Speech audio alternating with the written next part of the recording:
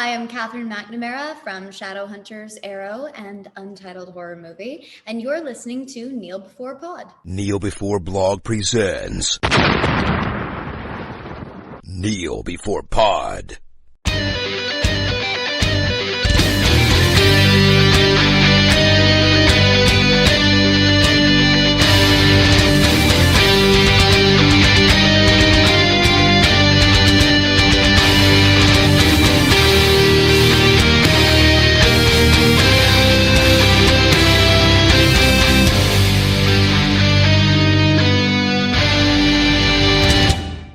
Hello and welcome to Kneel Before Pod, the podcast that is really looking forward to the ape apocalypse. I'm your host Craig and we're here to break down the news, trailers and other bits from February 2024. We're already 2 months into 2024. How depressing time is passing. To help me break all this stuff down is someone else who is hopefully looking forward to apes taking over. Is Andrew. Hello. Well, if you think about it, can the apes really do a worse job than what's going on right now? Definitely not. And generally, if we carry on in much the same way, we're going to end up with an ape apocalypse anyway. Yeah, or a much less interesting apocalypse. Yeah, just one with lots of fire and screaming and any aliens doing drive-bys on the planet thinking, let's just leave this one. We'll try Venus. It'd be flooding though, wouldn't it? Climate change seems to think we're going to be underwater by next week or something. That's how it usually feels sometimes. I live 2 floors up, so I'll be spared for a little while. But it'll happen. I'm the same actually. I'm on 4th floor. You'll survive longer than me. Yes, and because I also live in the biggest block of flats in my particular area, I can sit at the window and watch everyone drown around me. That's good. It's nice to have something to look forward to. Well, you have to take small pleasures where you can, don't you? Yeah, that's it. When you're working class such as us, it's all about getting whatever little joy from life we can get. Because if you don't, then there's really not any point, is there? Yeah, wow, what a depressing start. Yeah, that went to a place. It did, it really did. So let's get on to what we've been watching. So what have you been watching of late? Following on in vaguely thematic progression, I've watched the first season of Has Been Hotel, which is an animated series set in Hell, which involves a girl called Charlie Morningstar, who is the Princess of Hell, basically opening a hotel for demons in an attempt to rehabilitate them and grant them access to heaven as an alternative for the annual extermination that heaven meets down upon them. Well, there's money to be made somewhere, I guess. It's a very, very interesting series because it's also a musical series. Okay.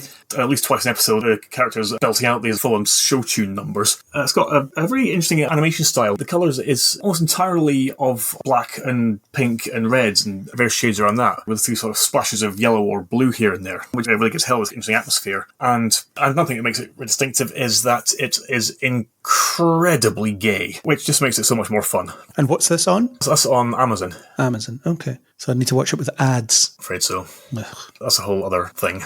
Yeah, stupid ads. Streaming services are no fun anymore. And I also watched Skull Island, which is an animated series on Netflix, which, as you may have gathered, is set on the home of King Kong. Or just Kong in the Monsterverse, I guess. Indeed, yes. And it features some people shipwrecked on it, just basically attempting to survive all of its fantastic and prehistoric dangers, and also dealing with a band of mercenaries and this strange girl who may or may not be from there. It was done quite well. It's kind of reminiscent of a Saturday morning cartoon from the 90s, albeit a lot more violent than you'd expect. Okay. Also, the story doesn't quite go in the directions you'd expect, so it does make it quite interesting. The only real problem is that it's only 8 episodes, but rather than an actual series, it feels more like a movie that's just been cut up into chunks. The Netflix approach. Yeah, so it's kind of thing best just binge it in like a single sitting, because it seems to have been expected to have done that in the first place. Seems weird the Monsterverse has had 2 spin-off TV shows. Yeah, and I also watched Monarch. I saw 2 episodes and that was enough for me. I actually quite enjoyed it. It didn't grip me in the first couple of episodes, so I was... It was unlikely to beyond that, certainly. I thought it was quite a good idea to set a story where all the giant monsters and titans or kaiju or whatever are all just kind of background details in the story. Well, unlike the films where they're also background details. Yeah, but in a more narratively significant way, because it's just more about people actually existing in this world that now also features giant monsters. Rather than people standing in control rooms commenting on giant monsters. Precisely. Look at this satellite imaging. Yeah, great. Can I see Godzilla now? Thanks. Moving on. I got caught up on some animated DC movies. First was Warworld, which was an okay film in and of itself, but it was just so far removed from the Warworld arc of the comics, and it's kind of like, why even bother calling it that in the first place? I haven't seen that one, weirdly. There's also Batman, The Doom That Came to Gotham, which I absolutely loved. Yeah, I liked it. It was a different spin on Batman, in a way. Yeah, just taking all various concepts from the Batman mythos and transposing them into a cosmic horror setting. And I just loved how well each of the aspects that they pulled, I just seemed to fit in there. Yeah, I liked that one. That was a while ago, that one. Yeah, I only recently checked if it had been more released that I'd have missed. You were like, oh god, loads. Oh, right, I've got a few actually. Okay, so maybe I shouldn't skip ahead to Crisis yet. Well, I skipped Warworld and went straight to Crisis and then didn't feel like I missed anything. I'll tell you a couple of things from it. One of the iterations of Superman, Batman and Wonder Woman were from Warworld. And there's this bit where Barry appears through this kind of time portal in this fancy setting with a couple of shirtless, muscular guys. That was a scene from Warworld, but you don't see who it was who appeared. And in the credits, it just put as Old Man. Aside from that, there's not really any narrative connection to it. Yeah, well, the animated movies, they have to stand on their own anyway, because you can't assume that everybody's watching everything. And I think they largely do. I think they're really good at doing the connections in really subtle ways or really minor ways. Well, certainly, because there are brief runs of films that are meant to run into one another, however indirectly. But if you haven't actually seen any previous installments, then it doesn't affect the film that you're actually watching. Yeah, the ones that lead up to Crisis, they're known as the Tomorrowverse. Yes. Because it starts with Superman, Man of Tomorrow. The first one where Darren Criss plays Superman. Yeah, one with Superman and Lobo and Parasite. Yeah, and then there was some interstitial ones, such as Batman, The Doom That Came to Gotham, which had nothing to do with it. And they had the crossover with RWBY as well, the anime, which, to be honest, wasn't really for me, but I'm not super into anime. Didn't see that. They're fine, if you like that sort of thing. I think I liked the second one better, where the RWBY characters showed up in the Justice League world, whereas part one was Justice League characters in the RWBY world. But then you could get Chandler Riggs voicing Superman because it was Superman in a teenage body. And you've seen Crisis as well, yeah? I have, yes, but I thought I'd save talking about that for a little bit later. Crisis is excellent, I think. I think they did such a good job with it in terms of just framing it as a flash story with the crisis happening in the background. So it means that you have something to latch onto.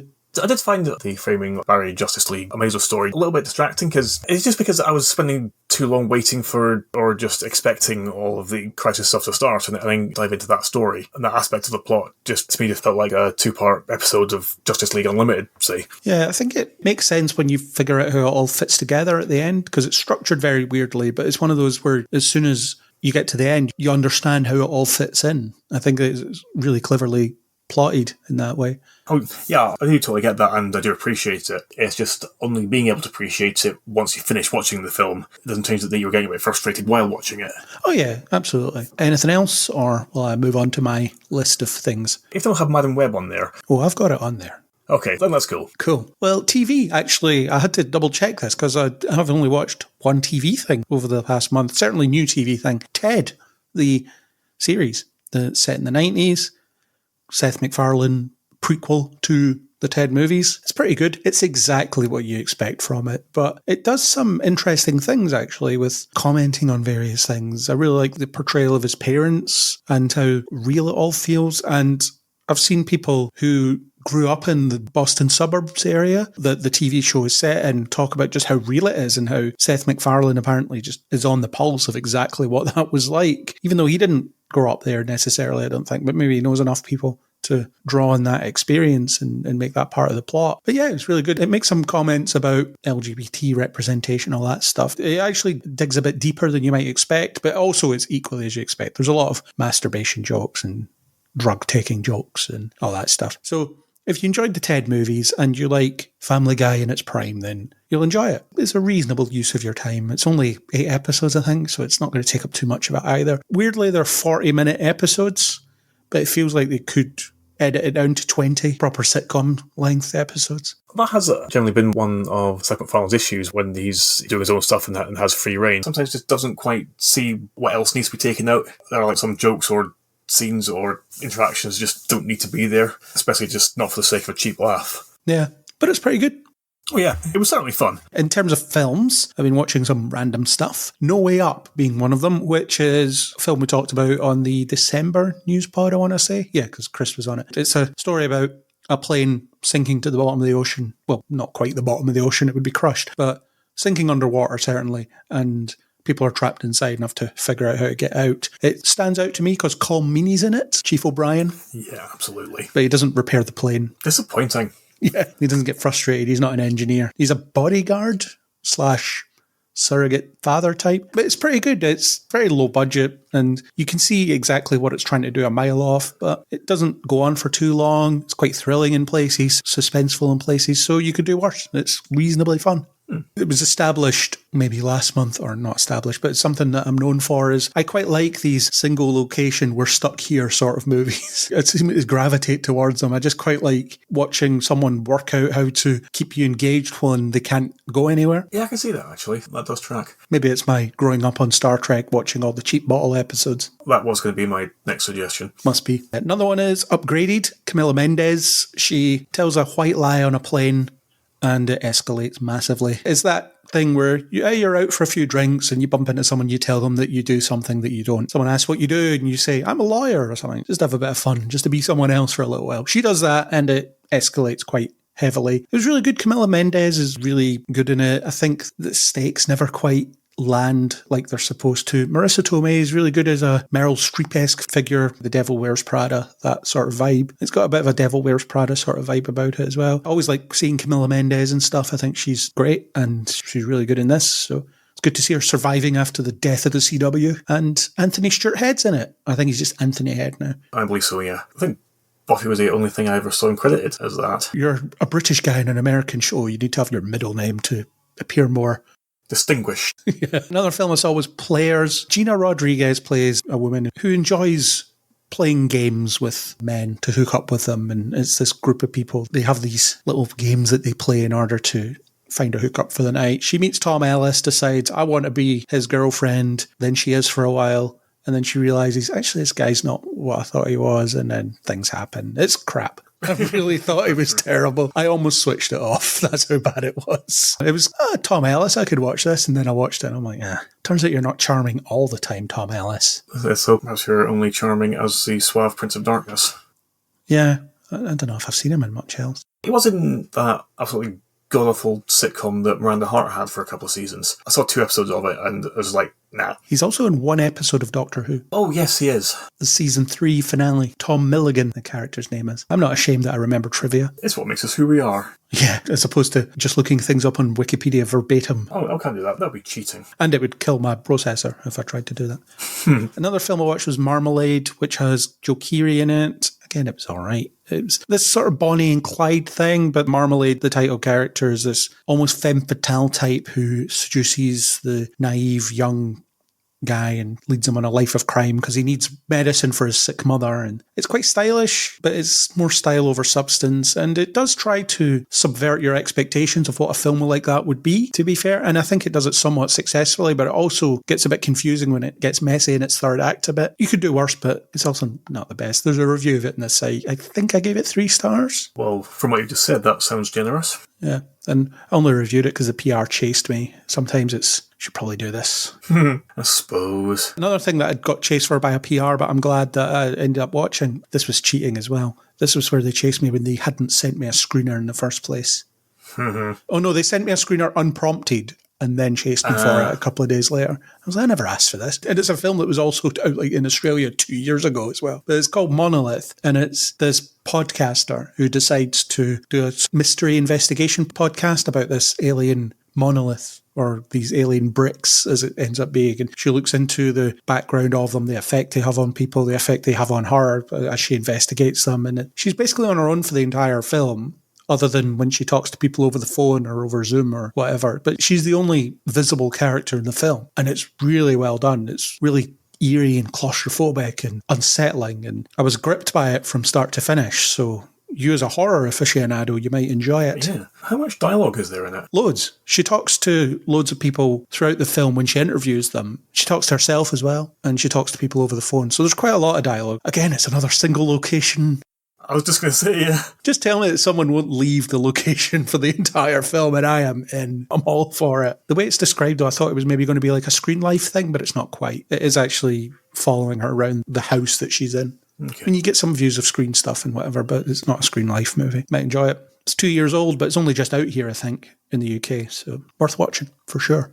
Yeah, I think it definitely will, actually. Another thing, Air Force One Down, which is Catherine McNamara and the lead of an action film directed by James Bamford, who you might know as the best action guy in the Arrowverse. Whenever his name appeared in an episode, you knew stuff was going down. You knew it was going to get great because his fight choreography direction is fantastic. And he doesn't disappoint here.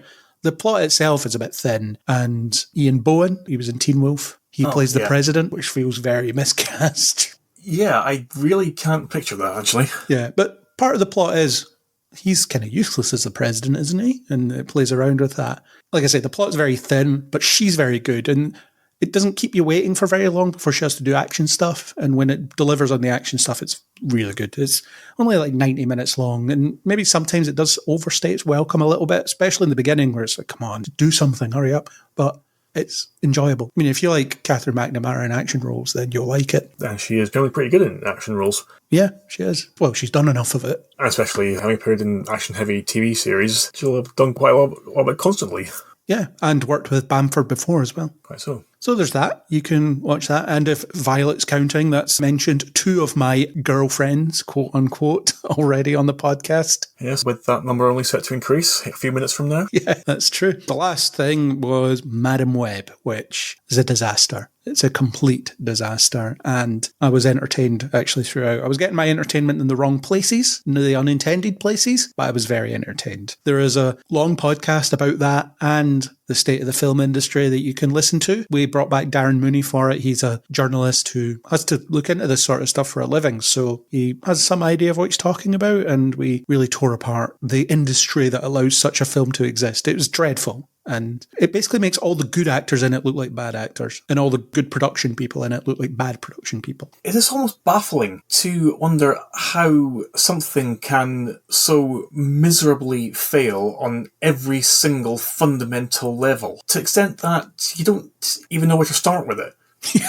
Because every moment, half a dozen ridiculous things about it fire into your head at the same time, and you don't know which one to pick first. Yeah. It's astonishing. It's fascinating. It should be taught in schools. Yes, see, when you're making a film, watch this and do the opposite of everything.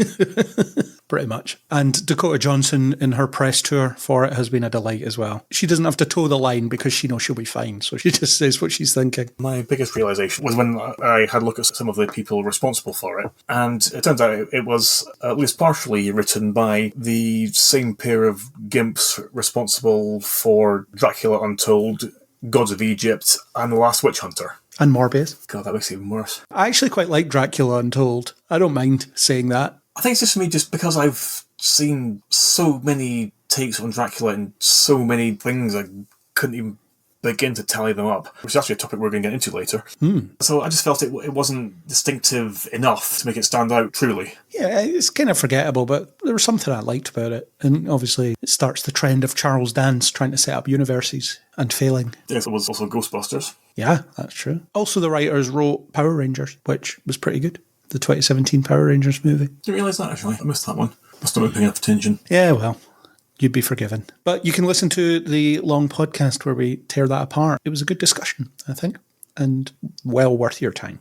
Darren's always good to listen to, and me and Chris were there too. If you care. If you haven't heard enough of us by now. Okay, let's move on to plugs. What would you like to plug? Do you have anything? I'm going to be really boring and say I don't, actually. My creative life has been a little stagnant lately, but I'm hopeful of getting back into it sooner rather than later. Got irons in the fire, or you soon will. Certainly hoping I will. Well, very soon after you listen to this, you will get to hear us breaking down the first 3 episodes of X-Men, the animated series from the 90s. It was an experience, reliving it so many decades after I first saw it. You can hear that over the next few days from point of release, sometime before 97 appears on Disney+, which we'll talk about later as well. We're foreshadowing a lot in this early part of the podcast. For me, the plugs are, I'll plug my interviews, because I can't remember if I did it last month or not, with the creative team behind Crisis on Infinite Earths Part 1.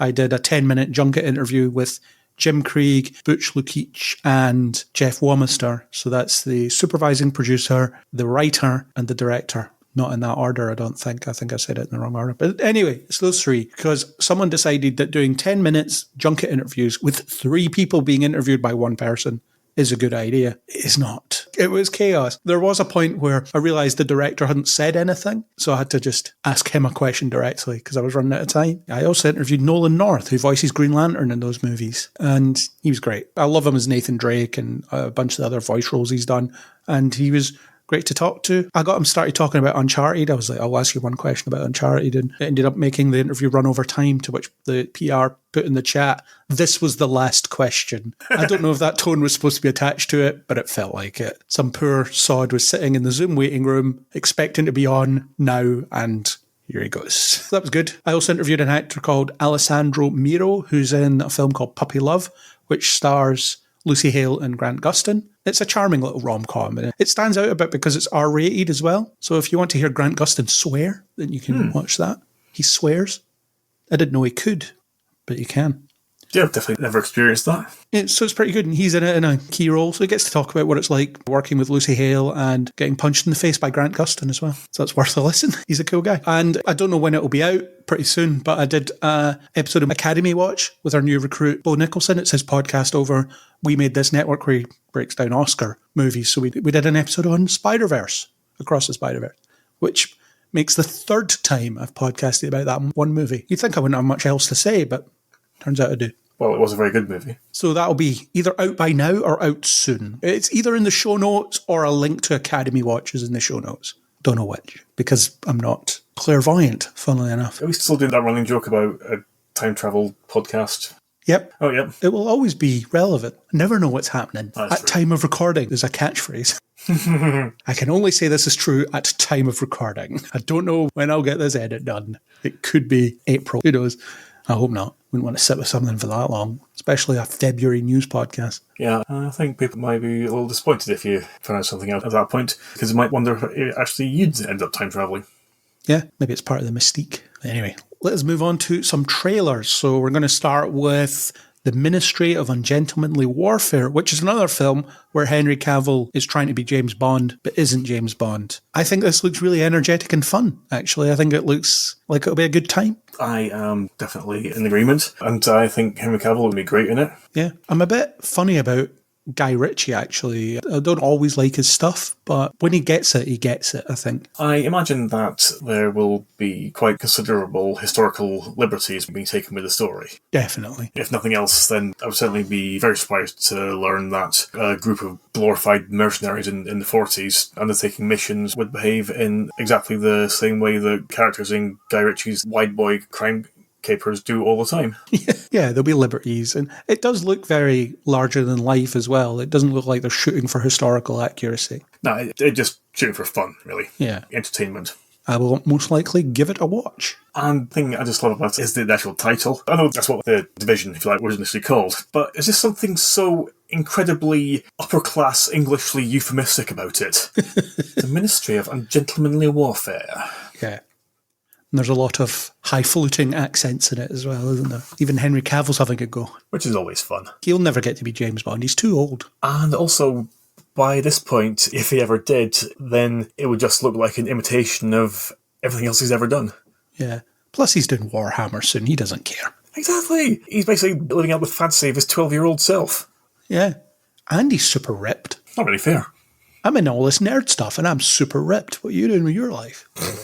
But he's a massive nerd, so we let him away with it. Yeah, well, if nothing else, then we should embrace everyone's nerdy who wants to be embraced.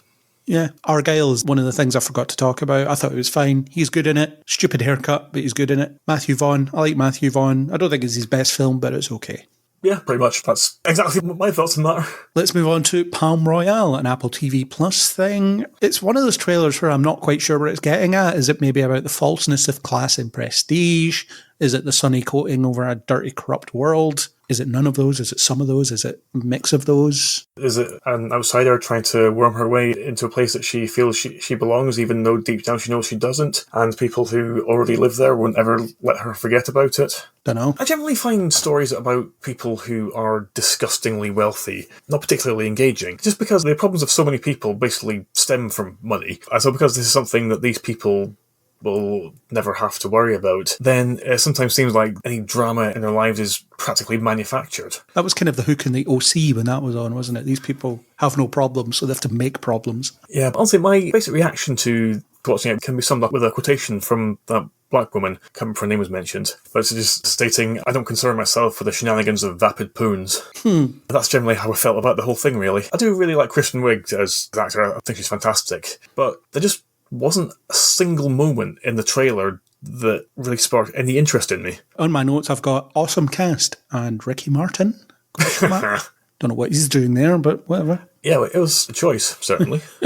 I don't think I'll watch this, to be honest, but I thought it was interesting enough to put on the list. Yeah, because it's something that exists and people can check it out should they want to. Yeah, let's move on to a Paramount Plus show, Knuckles, which is a spin-off from Sonic. It's a TV event series, I think they're billing it as. Basically 6 episodes that will be releasing sometime in April, and it's Knuckles on a solo adventure. But Sonic and Tails are also in it seems. I did note that between this and Sonic 3 coming out this year, we're getting Sonic 3 and Knuckles. How the hell did I not think of that? I am really disappointed in myself. Yeah, there you go. That's why I'm here. Idris Elba still seems less than enthusiastic in this role. I felt like that in Sonic 2 as well. It just feels like he's reading the lines, but he isn't feeling the lines. It's almost like he didn't quite get why he was saying what he was saying. Yeah, and it's a stark contrast to Ben Schwartz as Sonic, who is loving every second of it. Yes, which is just a joy to listen to. Yeah. And the villain doesn't really seem as strong as Jim Carrey here. I know it's only a trailer, but in the trailer you saw Jim Carreying about in the Sonic movies, and you're like, yep, we know what we're getting. Whereas this guy just seems like a guy. Yeah, just some glorified psychotic mechanic. Yeah, and something that was on the list later, but might as well talk about it now, is that Jim Carrey is coming out of retirement for Sonic 3. He said he wouldn't come out of retirement for anything less than a script that was utter gold or some variation of that. And that film is Sonic 3, apparently. I've never been one to be afraid of appearing cynical, but I would suggest that the golden gleam that seduced him back to the spotlight was, in fact, on the paycheck rather than the script. Possibly, but I do like the 2 Sonic movies. I do too. I think they are great fun. I love them. This one's going to have Shadow in it, though, and I hate that character. Honestly, my knowledge of Sonic lore is a little fuzzy after Sonic and Knuckles. There's quite a lot of lore that you've missed out. I am aware. It's probably because my console gaming as a kid never progressed beyond the Mega Drive. I am aware of Shadow and who he is and what his deal is and everything, but actual specific plot lines and events I'm a little fuzzy about. He's basically emo Sonic. He's like Sonic, but he's black and he's all edgy and angsty and very 90s, even though he's a 2000s character. He's really boring. And I know a lot of Sonic fans are going to hate me for saying that, but he is. He's one of those doppelganger type characters that just exists to be the edgy opposite of your main character, and it's just, whatever. Why not just do something interesting? I don't know. We'll see what they do with it. But the Knuckles TV series, I guess it looks fine. Oh yeah, it's got exactly the same kind of humour as the Sonic movies, though I can only assume that James Marsden wanted too much money to appear in it, and so his absence is going to be hand-waved by a line of dialogue and forgotten about. His wife's there, though. Exactly. She's cheaper. His wife and his dumb colleague. Yeah. And instead of Robotnik, it's some guy that worked with Robotnik. So yes, so we can expect similar, but not quite exactly the same armaments. Pretty much. Let's move on to Wicked, which was a trailer that debuted during the Super Bowl. I don't really have much to say about this. I have seen Wicked on stage and I liked it, but the only note I really have about this one is at least it isn't covering up the fact that it's a musical, which almost every film that's a musical recently is covered up. Wonka covered it up. Mean Girls covered it up, whereas this isn't. But I suppose you can't really cover up that Wicked is a musical because it just is. Exactly, because that's basically what it is. It's why it exists. Yeah, okay, the musical itself was adapted from a novel, but it's a novel that nobody would be aware exists were it not for the musical. Exactly. Ariana Grande is the bad witch. Can she act? I have no idea. Kind of. If the amount of time that she needs to spend on screen isn't too extensive, then she isn't too bad. Sorry, she's the good witch. She's Glinda. I got that wrong. But never mind. I'm going to leave that in because sometimes people make mistakes and I think it's good to recognise that. Well, she'll be on screen a lot because she has 2 films. Yeah, and when he said she was a bad witch, I thought that was a reference to her actual actions being somewhat questionable. Well, no, it's just the green face one's a bad witch, isn't she? Because she has a green face. Yes, but I was meaning more in a delving deeper analytical sense. Oh, right. No, I don't know enough about the story to possibly do that. Okay, fair enough. The only time I can think of that they tried to make you empathise with the Green Witch is in the Sam Raimi movie, Oz the Great and Powerful. Yes, Mila Kunis playing over there, wasn't it? That's right, yeah. I don't remember much. I just remember a scene where she cries and her face starts to melt. That's literally the one thing I just remembered about it. which doesn't make any sense. Exactly, that's why I remember it, because it doesn't make any sense. Why would biology do that to you? But we're getting two Wicked movies. Do you think this will end with Defying Gravity, or they'll keep us in suspense until the next one and give us it in that film? Either way, they're screwed because it's the only song people know. Do it twice. That's the answer. I think it will need to end with it, because it's what people are going to be expecting. It's what a lot of people are going to be there for. But why do you come back for film 2 then? To hear it again? If I could think of a single song that appeared in Act 2, I would just say it as a joke, but I genuinely can't. Yeah, there we go. Point proven. We'll find out whether we like it or not. There are 2 films. It's happening. Someone decided that is a thing that they should do, and yeesh, basically. Yeah, it's one of those things where you'd think, why does this need to exist? I can sort of understand why they would want to make it, but I can't understand why they would split it into 2. Because that's what you always need to do with things that are an adaptation of material that its core fan base know better than the names of their own extended families, because every little single aspect of it is going to be relentlessly scrutinised by them, and any omissions might seem like a direct attack against them, so they have to include as much of it as possible, which frustratingly tends to take more than one film. Yeah, but the stage show can do it in like 2 hours, 3 hours, whatever it is. Yeah, but I think that because it isn't being confined to a stage, then the plot doesn't need to be structured so efficiently, so it can be dragged out. So many establishing shots. Yes, look at this beautiful VFX landscape of Oz. Keep looking. Keep looking. Is something going to happen? Nope. It's just randomly made me think of that episode of Lower Decks when they go to Deep Space Nine. And they did a parody of the TV series opening sequence, and Ransom's just like, just keep circling. Well, we seem underwhelmed by this, so let's move on to something else that may or may not be underwhelming. Twisters, the sequel that nobody needs or asked for. Why are we getting this? A sequel to Twister? Can't we just have a tornado movie? Are people more likely to see it because it's called Twisters rather than anything else you might call a tornado movie? No, they are not. That is an objective fact. There's been plenty of tornado movies and people have watched them. There was that found footage one. I can't remember what it was called. People watched that. Genuinely can't remember whether or not I've seen that. I can't remember if anyone from the original's in this. I don't believe so. Definitely one person won because he's dead. Yeah, tragically. Though I imagine one of the core characters is going to be like the son or the daughter of one of the characters from the first movie. Probably. You've got Glenn Powell still chasing that star. He wants to be a star. Just give up. When Miles Teller is given the role that you were going for over you, that's when you reconsider things. He'll be like make a good living appearing in rom-coms with Sydney Sweeney. That seems to be the plan. They're working on what they can work on together next. And it wouldn't be uncharitable to suggest that her appeal is certainly broader than his. Yeah, he's not that good, is he? Based on what I've seen. He's fine, I guess, but he's getting by on his looks, I think. He's one of those people that I know I've seen him in a bunch of things, but there's not very many things that he's especially distinctive in. I will concede he was quite good in Scream Queens, which is a slasher comedy series, which, incidentally, Ariana Grande was also in. And Emma Roberts was in it as well, wasn't she? Yeah, she was. She was one of the main characters.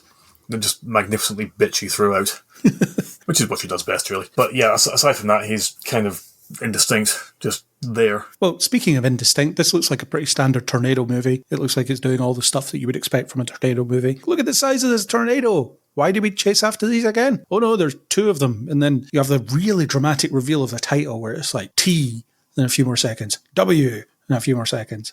It's like, come on, we know what the film's called, hurry up.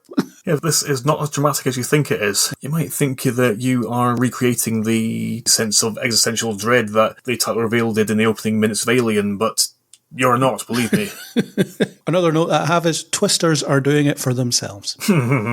Just had to get that in there. Love it. So standard tornado movie that's called Twisters and is connected to the original film, which does anyone remember anything about other than there was a cow that was blown away by a massive gust of wind? I do remember one line from it, actually. And bear in mind, this was from like the one and only time I saw the film when it was released in the cinema, which was in like the mid-90s. Yeah. I'd have been like 12, 13 at the time. I just remember the line of, I think it was Helen Hunt to Bill Paxton, just saying that when you said you chase tornadoes, I thought it was a metaphor.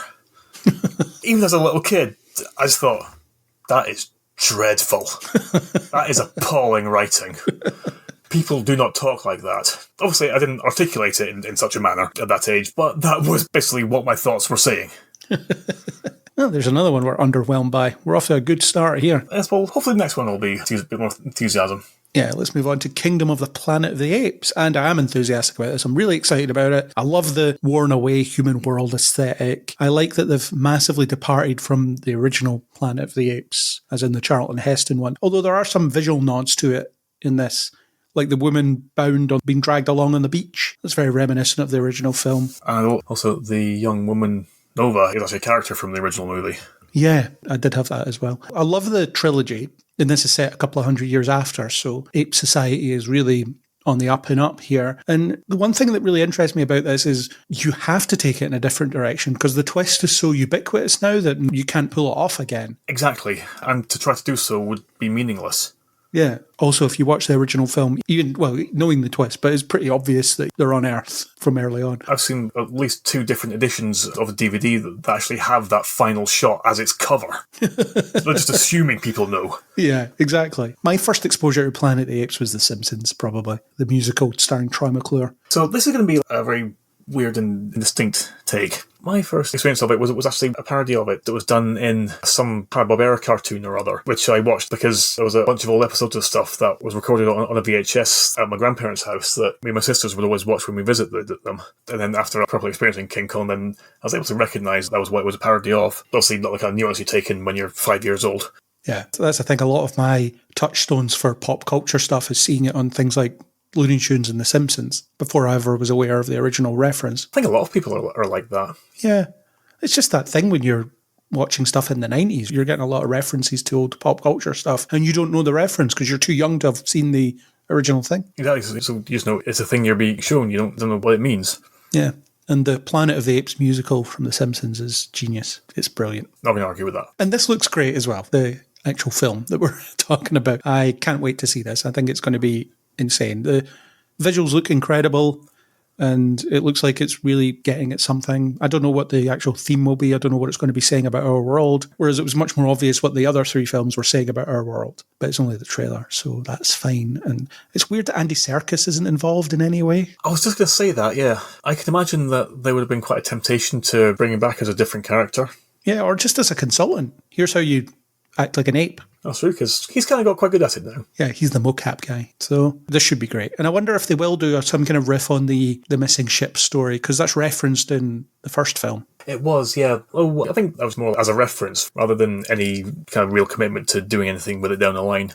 Yeah, because at that point they were only concentrating on making one film, and then it became a trilogy, and then it was never brought up again. But it could be brought up now. I don't know. Maybe there'll be a post-credit scene where it falls out of the wormhole or something. But again, what do you do with it? Oh, look, it's humans from hundreds of years ago that are now on the Planet of the Apes, but they don't know they're on Earth, but we do, because we've seen 4 films now. Yeah, and as mentioned, it's a thing that everyone is expected to have known for literal decades. Yeah, so much so that the trilogy doesn't even bother. So it's like, this is a story about how humanity fell. I do wonder if there's going to be some kind of philosophical comparison between apes and humans, with the trailer mentioning all these amazing things that humans achieved, and we can't do any of this. Yeah, but that's alright, because it's our time, it's the time of the apes, time of humans has passed. But I was wondering if there might be the potential for it to seem like the apes are beginning to make the same mistakes as humans. Yeah, we rose up against our oppressors and then became the oppressors. Exactly, because as any student of history will know, that is a thing that happened all the time, and in fact still does.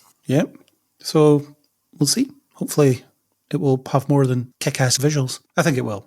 We can but hope. Okay, let's move on to Scoop, which is the story of a famous interview, but I don't know why you wouldn't just watch the actual interview rather than this. I mean, it's a great cast, but what's the point? It's just a dramatization of something that you can just watch. Exactly, because it's not telling us anything new. It's not showing us anything new. And also because the real thing itself that you can watch is just such a mesmerizing car crash that any attempt to recreate it in a fictional setting probably just ends up looking artificial and over the top. The things like the trip to Pizza Express or the I don't sweat thing. Could you imagine that being written as lines of dialogue in a film? It would just seem utterly ridiculous. Yeah, and for those that don't know, it's a dramatisation of the BBC interview with Prince Andrew.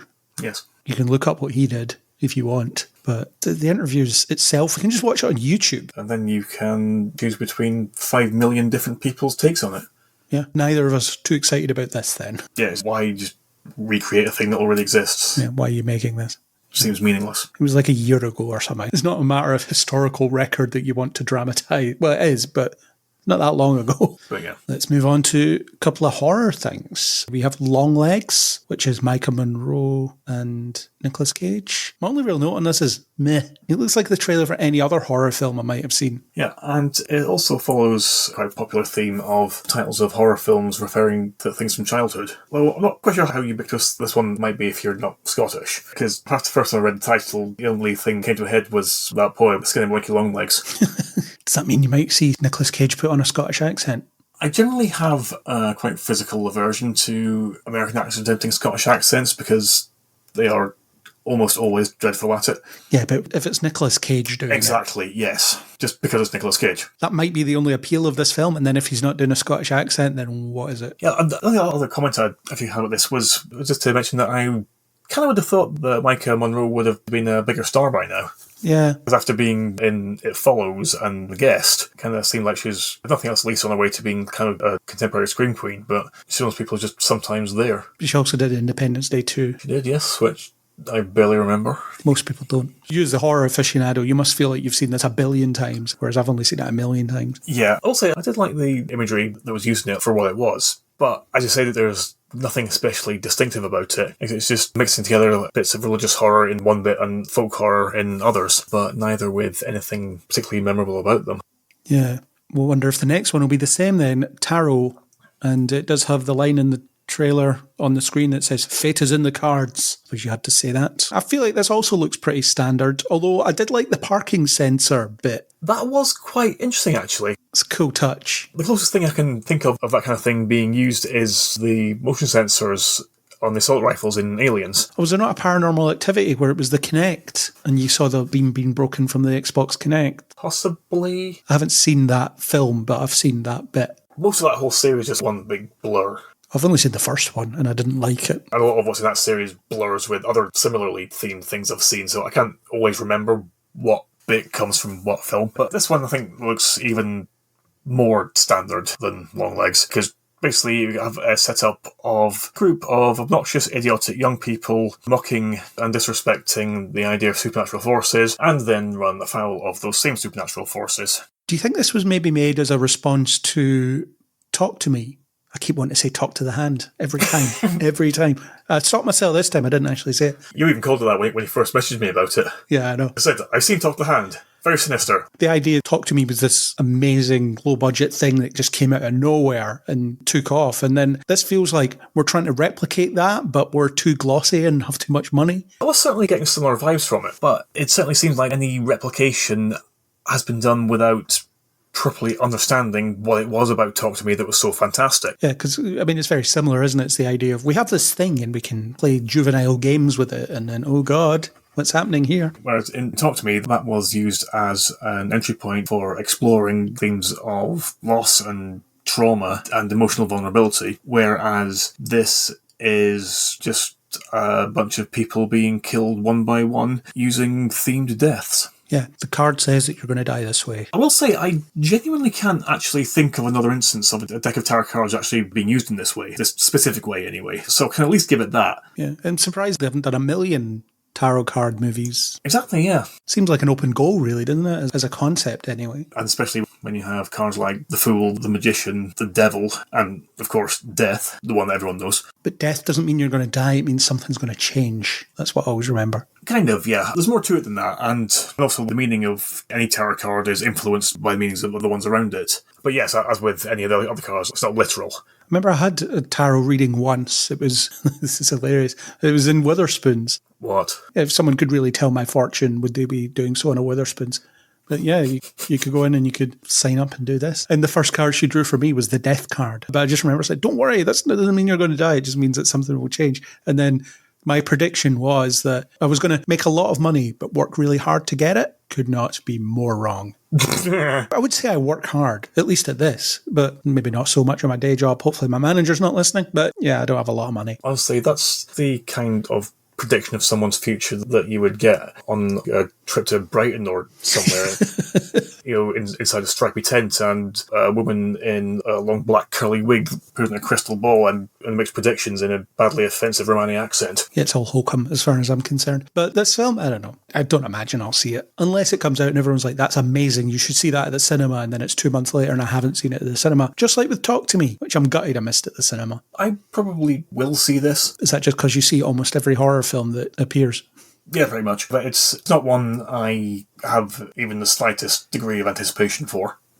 Cool. We're doing really well. It's a lot of trailers in this that we just don't give a toss about. Fantastic. Maybe that'll change, though. We have plenty left to get through. Let's move on to If, which is the Super Bowl spot, which is a meta behind-the-scenes thing where they bring back that Office joke about new Jim that really commits to it. Oh, yes, Asian Jim. Yes, Asian Jim. Randall Park, really leaning into that joke. And it's funny because when he was asked about it, he said he didn't watch The Office, or he's not aware of how prominent that meme has become since then. So I guess he's aware now.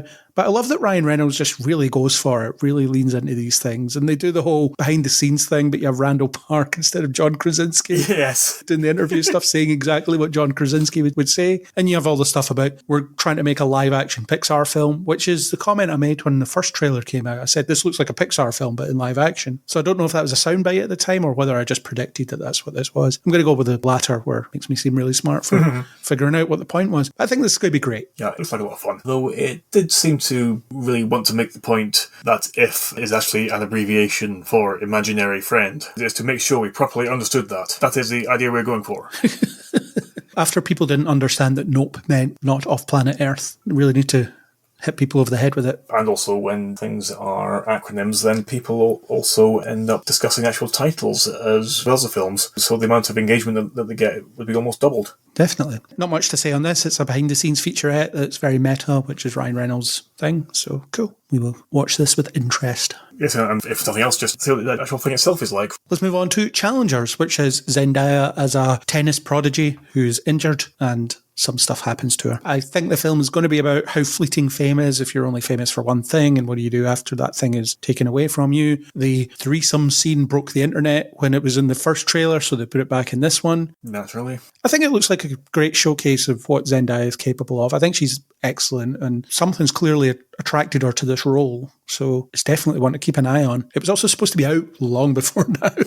This does look quite interesting from the perspective of how good an actor she is. And one particular thing I found quite interesting about the trailer was that there wasn't any notion of anybody judging her for basically seeing two guys at the same time and stringing them both along and screwing with their heads. Yeah. There's more just the implication that she is expressing her desires as a woman. This is what she wants, and if the guys agree to be involved in this manner that she's in full control of, then that is their choice to make, and they're free to walk away. But if they stay, then they agree with what she wants. I just think it's quite refreshing because it's so infrequently that women are allowed to act like that without judgment. We've had plenty of films of men doing the same thing.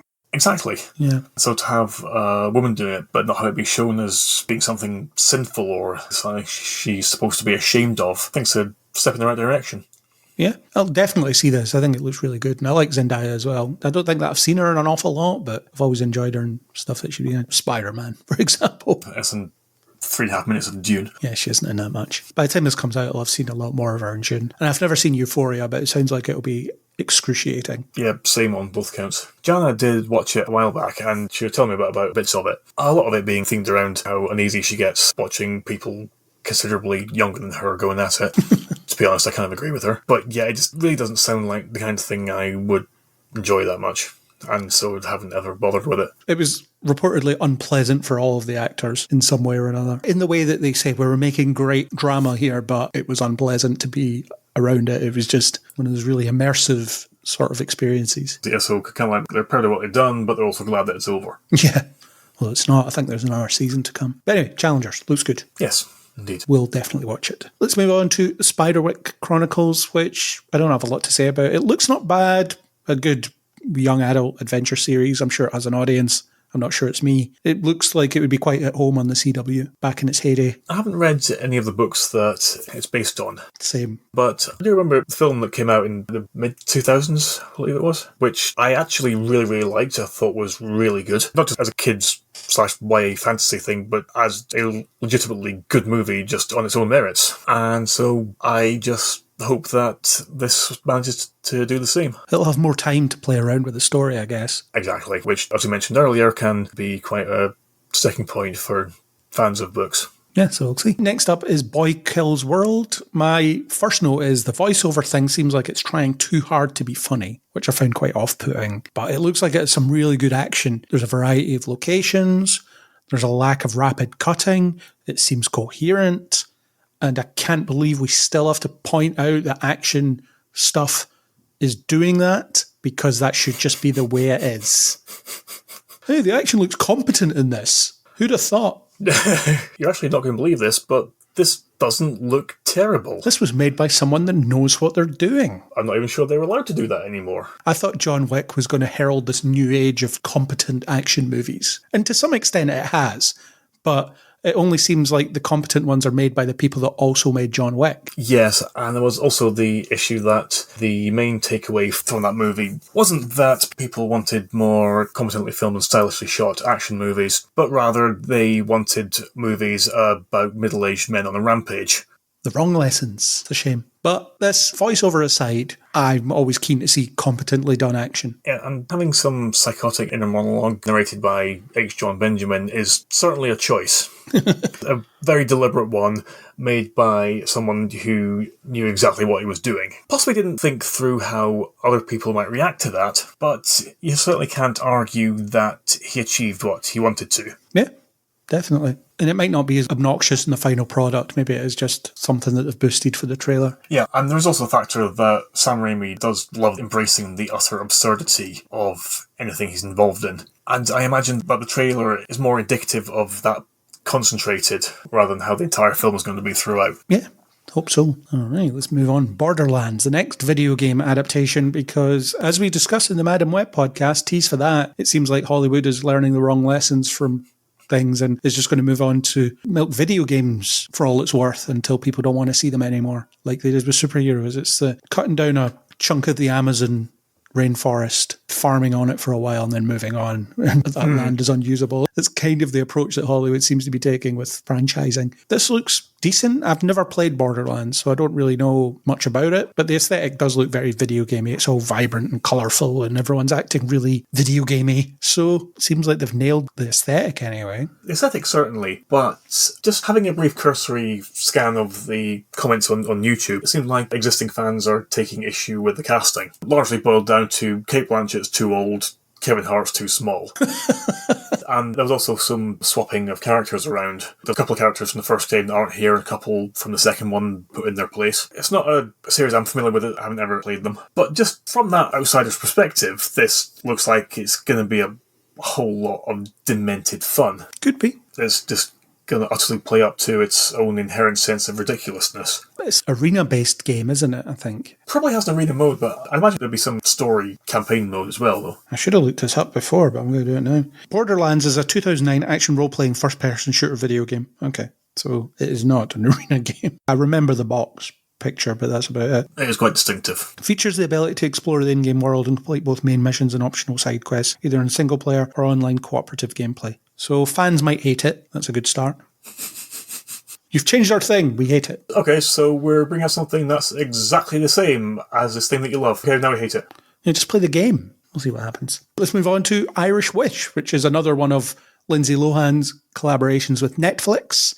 She's really trying to get back into the mix after some less than stellar life choices, shall we say. I always thought it was a shame that she went down the route she did, because she was clearly a talent back in the day. She was clearly headed in meteoric directions, but then derailed her life and career quite significantly. So she's kind of appearing in, let's face it, trash like this. There was the other Netflix movie that I watched, the Christmas one that she was in, which was dreadful. And she has a cameo in the Mean Girls musical, actually, but she hasn't been in much as of late. I think this looks like it could be a fun rom-com. I was going to say this as a criticism, but it's really not. All rom-coms, you can tell what direction they're going, and that's the appeal, I guess, isn't it? Oh, God, yeah. That's why people like them, because they're comfortable and familiar. Yeah. She gets her wish, but it turns out Picard's son is the one she really wants. That's the story. Also known as Ed Spielers. Or is it Spillers? I don't know. How do you pronounce it? Spielers, I believe. But anyway, him, who I first saw as a rapist in Outlander, which colours every time I see him since. For me, it was the fantasy trash fire Aragon. I've seen that, but I don't remember him from it. Was he the lead in Aragon? Yeah. Oh, okay. Well, that shows how well I remember that film. He was just terrible then as well. Okay. But anyway, he's a rapist in Outlander, and that follows him wherever he goes, as far as I'm concerned. Kind of hard not to, really. When he showed up in Picard, I was like, it's a rapist from Outlander. Also, this is a season of Picard I'd rather not watch, but there we go. Let's not dunk on that again. It would take too long. Yes, it would. So this, well, it's kind of fun, I guess. And if this is what Lindsay Lohan needs to do to get her life back on track, then fair enough. Yeah, I mean, is anyone really judging Nicolas Cage for the sheer mountain of garbage he's churned out over the last decade? Some people are. I'm not. Yeah. So she's doing this, and maybe she'll do something good after this. Possibly. Most of the stuff she's good in is stuff that's aimed at the kind of age group you would market this at anyway. Freaky Friday and Mean Girls and Herbie Fully Loaded, which I love. I love Herbie Fully Loaded. I remember that joke about that in Parks and Recreation, where due to a series of circumstances, Ron once ends up on TV taking phone calls from random people, answering random questions. One of them was asking for his favourite film. And he's saying, okay, in my entire life, I've only ever seen 3 movies. Bridge on the River Kwai, Patton, and Herbie Fully Loaded. My girlfriend's daughters love it. It's actually very funny. It is. It's all right. Michael Keaton's in it. And you can't really go wrong with Michael Keaton. Well, you can. Most of the time. He's pretty good in that. So, will I watch this? Maybe. It'll be one of those, I've got nothing else to do today. I'll watch Irish Wish. This is probably a film that I'll come up from work and find Jana on the sofa only half an hour into it, and I'll just sit down and watch the rest of it with her. It's weird because it looks like they filmed on location, but it also looks like they filmed in front of a lot of green screen. You're already there, just go outside. It's got that weird Netflix fake aesthetic, doesn't it? This doesn't look like our world, really, but it is. It's supposed to be somehow. This looks like we want you to think the world looks like. Yeah, so we'll see. Good luck, Lindsay Lohan. Let's move on to Damsel, which is also on Netflix, and it looks like the Netflix algorithm's idea of a fantasy movie. That's the note I have. It's a very disjointed trailer. The visuals are murky as all hell. It looks like it'll be decidedly mediocre. It does have a dragon, though, so there's that. But will you be able to even see the dragon because of the murky visuals? I would imagine only in shots when the dragon is meant to look especially majestic or menacing. In other instances, I imagine it will be at least partially hidden by shadows to cover up any poor rendering. Yeah, but it just seems like Netflix's algorithm has decided that we like Millie Bobby Brown, and we like fantasy, and we like some other stuff that we can throw in this melting pot, and now we have Damsel. Yes, and we apparently like simplistic inversions of traditional tropes. I think the funniest thing about this film is when I talked about the first trailer with Isaac, he watched the wrong Damsel trailer. He watched the trailer for a movie called Damsel that stars Robert Pattinson. Oh my god. So I was talking about, Millie Bobby Brown and dragons, and he was like, Robert Pattinson, and I was like, no. Spectacular. Despite the fact that when I send out the agenda, a bit of inside baseball here, it has the link to the trailer. Literally all you have to do is click on it and you will see it. After a ton of ads, probably. But you will see it. So there's another one we're not keen for. I'm not keeping score about it. Seems like a pretty shoddy list of trailers this month.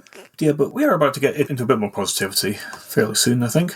Possibly. Maybe not immediately. We have Moana 2, which, great, at least on the surface. However, this started life as a Disney Plus series, which has been recently retooled into a movie. So it just reeks of visual effects crunch culture. As in, this is a movie and it's out in a few months, by the way, get it done. So that seems iffy to me. The fact that it's changed so radically, although at least conceptually, I think Moana lends itself to a sequel quite well, because the first film, it completely wraps up the story that it's trying to tell. So the second film can be, we're out exploring and we can go anywhere, we can see anything. It's a bit like How to Train Your Dragon, because the first film completely resolves the conflict that's in that film. Then the second film is, we're dragon riders now. We can go anywhere. We're on the back of dragons. We can do whatever we want with dragons. It's going to be amazing. We've gotten rid of the fear and hatred of them and all the wrong vibes we had, and it's changed. So Moana's a bit like that, as in, we're no longer afraid of the great world beyond our seas and all that stuff. So at least conceptually, it sounds great as a infinite potential, really, because it opens itself up to expanding, but not if it's going to be at the expense of visual effects. People just run into the ground again. I totally agree with the visual effects thing. It's an issue that more people should be aware of, but for some reason they're not, and that's annoying. Because it's much easier just to dump on bad special effects without understanding why they are the way they are. There's that video that Taika Waititi was widely and rightly mocked for. Oh, yeah. Does this look good? Well, no, it's your film. Exactly. Well, you're the one in charge of all this, so it's kind of your responsibility, isn't it? Yeah. Laughing at it. Also, someone worked really hard on that and they didn't have enough time to do it, so well done for mocking them. I'm quite interested to just see what other kind of stories a Moana film might tell, because this is a world where humans exist alongside monsters and figures from Polynesian mythology, and it's a grouping of legends that I don't actually know very much about, so any interpretations of them is something I'd be quite interested to watch. Yeah, and then you feed them through the Disney formula and it turns out, well, it works in that context too. I generally do things like that a bit backwards. I initially learned about the existence of monsters or gods or whatever from films or TV. Then I look them up and read about them and discover what they were like before they were passed through a filter of mass consumerism, which I often find even more interesting. So hopefully they'll let the visual effects people go home and they'll deliver it without driving anyone insane. And it might work better as a film, I don't know, but it just seems a bit concerning in the way that this is now this, that kind of rapid change. But I loved Moana. It was probably one of my favourite Disney films, maybe of all time, actually. I think I agree, actually, because it was exceptional. Yeah, and I don't truck with hyperbole. Yeah, and it's certainly a Disney movie that I am never bored rewatching. Yeah. And considering I have a wife who loves Disney movies, that is not too infrequently. Okay. Let's move on to The Fall Guy. Ryan Gosling, but not staring into the middle distance. I really like that he's making a go of that now. Yes, or as the trailer informs you, Ryan mother effing Gosling. Yeah, this will probably be really good fun. I know it's based on a TV series that I've never seen. I missed that, actually. I couldn't help but think of Drive, funnily enough, when I saw the first trailer for this as well, because he's a stuntman in that as well. He's not a stuntman, but he is a driver, though. Is there not a scene where he does a stunt on a film or something? I'm sure there is. I remember he's wearing a mask or something, and there's definitely a stunt driving scene in it. He seems to at least moonlight as a driver stuntman guy. Oh, that was it, yeah. I was misremembering. I don't like Drive. I think it's pretentious crap. I'd remember that. This looks like a lot more fun. Yeah, this looks fantastic. Really clever dialogue, interesting story, driven by a tone that doesn't look like it's taking itself seriously in the slightest, but is actually actively reveling in how utterly absurd it all is. A mix of action and comedy and romance that actually all complement each other rather than get in the way of one another. A whole bunch of great actors. Yeah, we could have a hit on our hands here. Yeah, I think this is going to be great. Yeah. Drive Away Dolls is next. Half of the Coen brothers. Apparently they haven't fallen out. They're just doing different things. Yeah, which apparently is allowed. Plays into the fact that it's only one of them. I think it looks all right. I know it's out in the US already, but we don't get it till like the middle of March, weirdly. So there'll be a ton of reviews out there by now. So you can decide whether you like it or not based on maybe those. But the trailer, it looks fine. I don't know what makes this Coen brother distinct from the other one. It looks a bit like a Coen brothers movie, I think. And sounds like it. And is populated by characters very reminiscent of previous ones from Coen Brothers movies. Yeah, which one's the best one though? Yeah, it's quite often the case when there's not just siblings, but any kind of like creative partners who do things as a duo. I often don't actually know anything about them individually. To be honest, my most distinctive perception of Coen Brothers is that one of them is married to Frances McDormand. But which one? Exactly. The Russo brothers, they just criticise Martin Scorsese, don't they? Also, the Wachowskis. Yes, the Wachowski siblings, I guess you could call them now. I believe that is the preferred term, yeah. I just know that one of them acting alone can't make a good Matrix movie. Accurate. But yeah, this looks fine. I'll maybe see it. Depends what else is going on. I don't feel compelled to make sure that I see it, though. I certainly quite enjoyed the trailer. Looks like a lot of daft fun. There might be a lot of, not like any one thing in particular, but the general vibe of crime exploitation flicks from the 70s, though concerningly the first thing that came to mind was Russ Meyer, whose films do often involve crime stuffs and getaways, but are more considerably focused on women with giant boobs having histrionic sex. Which I think this film is distinctly lacking in. That you know of. Certainly than I can perceive suggested in any way by what we see in the trailer. Yeah, well, I guess someone will find out.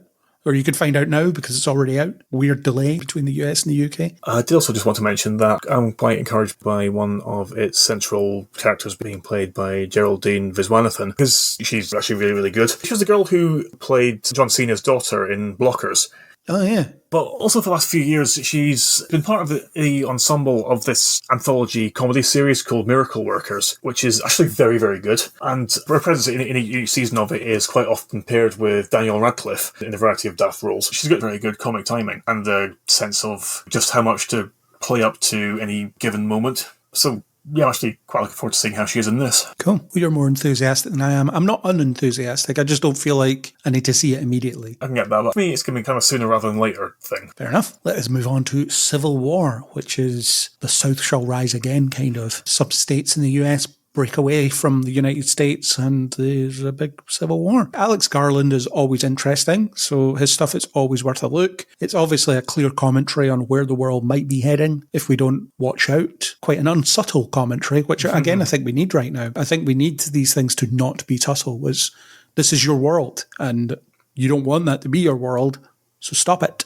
So stop making your world this. Yeah, it looks pretty good. Pretty bleak. I feel like you would come out of this thinking, oh God, well that was bleak, but intentionally so. We're all going to die, aren't we? And there's nothing we can do about it. No, it looks good. I did find it quite interesting that there wasn't really any discussion of exactly what it was that had caused all of the states to secede from the Union. And I just kind of wondering if the film itself will actually go into that. It might keep it vague. Exactly, because it doesn't want that to be the focus of the story. And I think it was also quite a deliberate choice to make the point that Texas and California are in an alliance. Basically, because when you have two states whose prevalent ideologies are so diametrically opposed, but find themselves working together, then the thing they're working against must be quite significant. But again, to not actually go into what that is just makes you wonder what exactly it could be and if it could be realistically portrayed. Well, not in the trailer anyway. We'll see what the final film does. Yes, certainly. Yeah, like I say, Alex Garland is always interesting, and I wouldn't say he always hits, but he's always interesting. What was that one with the weird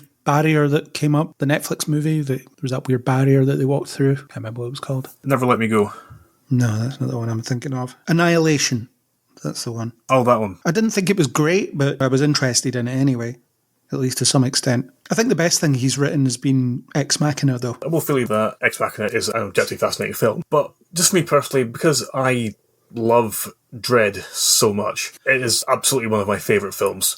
Dredd's good, yeah. That's just always going to be ranked higher than anything else for me. Fair enough. Let's move on to The Girls on the Bus, which is Melissa Benoist. We talked about this series being announced many, many months ago. Yes, I remember that, and I remember you specifically conceding that your interest was due solely to the presence of Melissa Benoist. And it's still the same. I wouldn't necessarily check this out otherwise, but it does look good. It looks really stylish, looks very topical in a lot of ways. Also, it looks like Melissa Benoist is shedding her squeaky clean Supergirl image, a bit like what Chris Evans did with various other things after playing Captain America for a while. He would just show up in things and just be unlikable or try to be unlikable. Yeah. She's not doing that here, but she's definitely not the paragon of virtue that she is in Supergirl. No, and I think the only real points of comparison between the two characters is the fact that their personal lives are a mess. Yes. I can't even remember how directly the trailer even says that, but it's a pretty safe assumption. There's all this talk about juggling career and personal life, and she's not very good at it. Something she's very practiced at playing.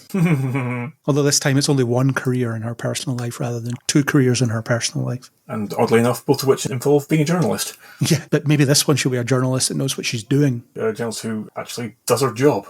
Yeah, we love Supergirl. We podcasted about it enough, but she was bad at her job in that show because it was badly written in that respect. Just because you love something doesn't mean you need to be willfully blind to its glaring shortcomings. Yeah, I will definitely watch this because Melissa Benoist is in it, I'll be honest, but it does look good. I think it looks like I'll actually enjoy it. One particular thing that I was quite interested by was the differing manner in which each of these women does essentially the same job, whether it was due to their age or their circumstances or their living environments. And I think that having that comparison is going to set up quite an interesting contrast between them all. And possible conflict. Indeed. Because the root of drama is conflict.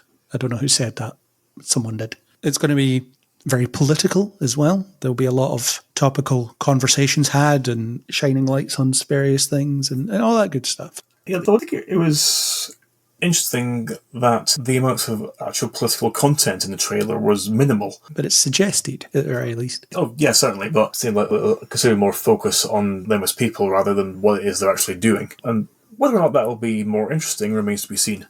Yeah, and it will be seen by me when it releases. Let's move on to A Quiet Place Day 1. It's the early days of the invasion, which could be interesting. We already saw that, though, in A Quiet Place Part 2.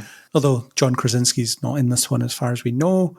Maybe Shimon Honsu will have a name this time. Man on Island, I think he's credited as in the second film. I think you're right, yeah.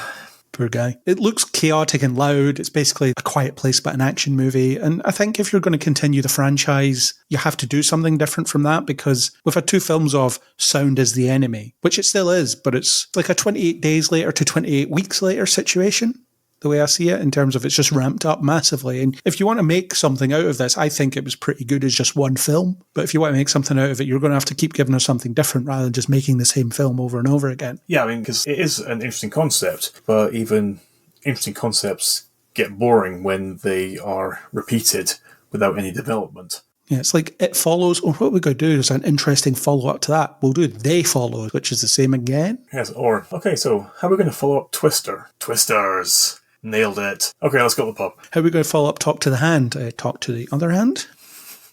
It lets you speak to people that are alive this time. Yes, we call them phones. Yeah, but it's not the phone. You speak to someone on the other side of the world without a phone. It's crazy.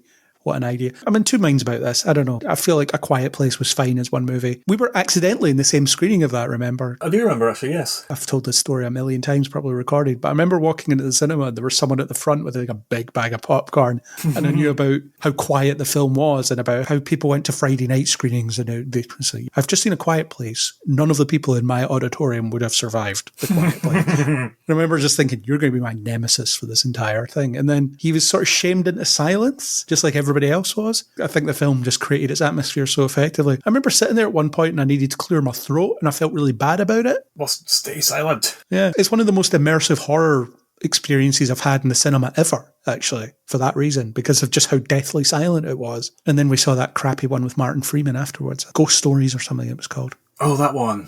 I did remember that there was a second film that day, but I genuinely couldn't remember it. I don't know if it was called Ghost Stories, but it was that one. I remember the film you mean, though. But anyway, Quiet Place.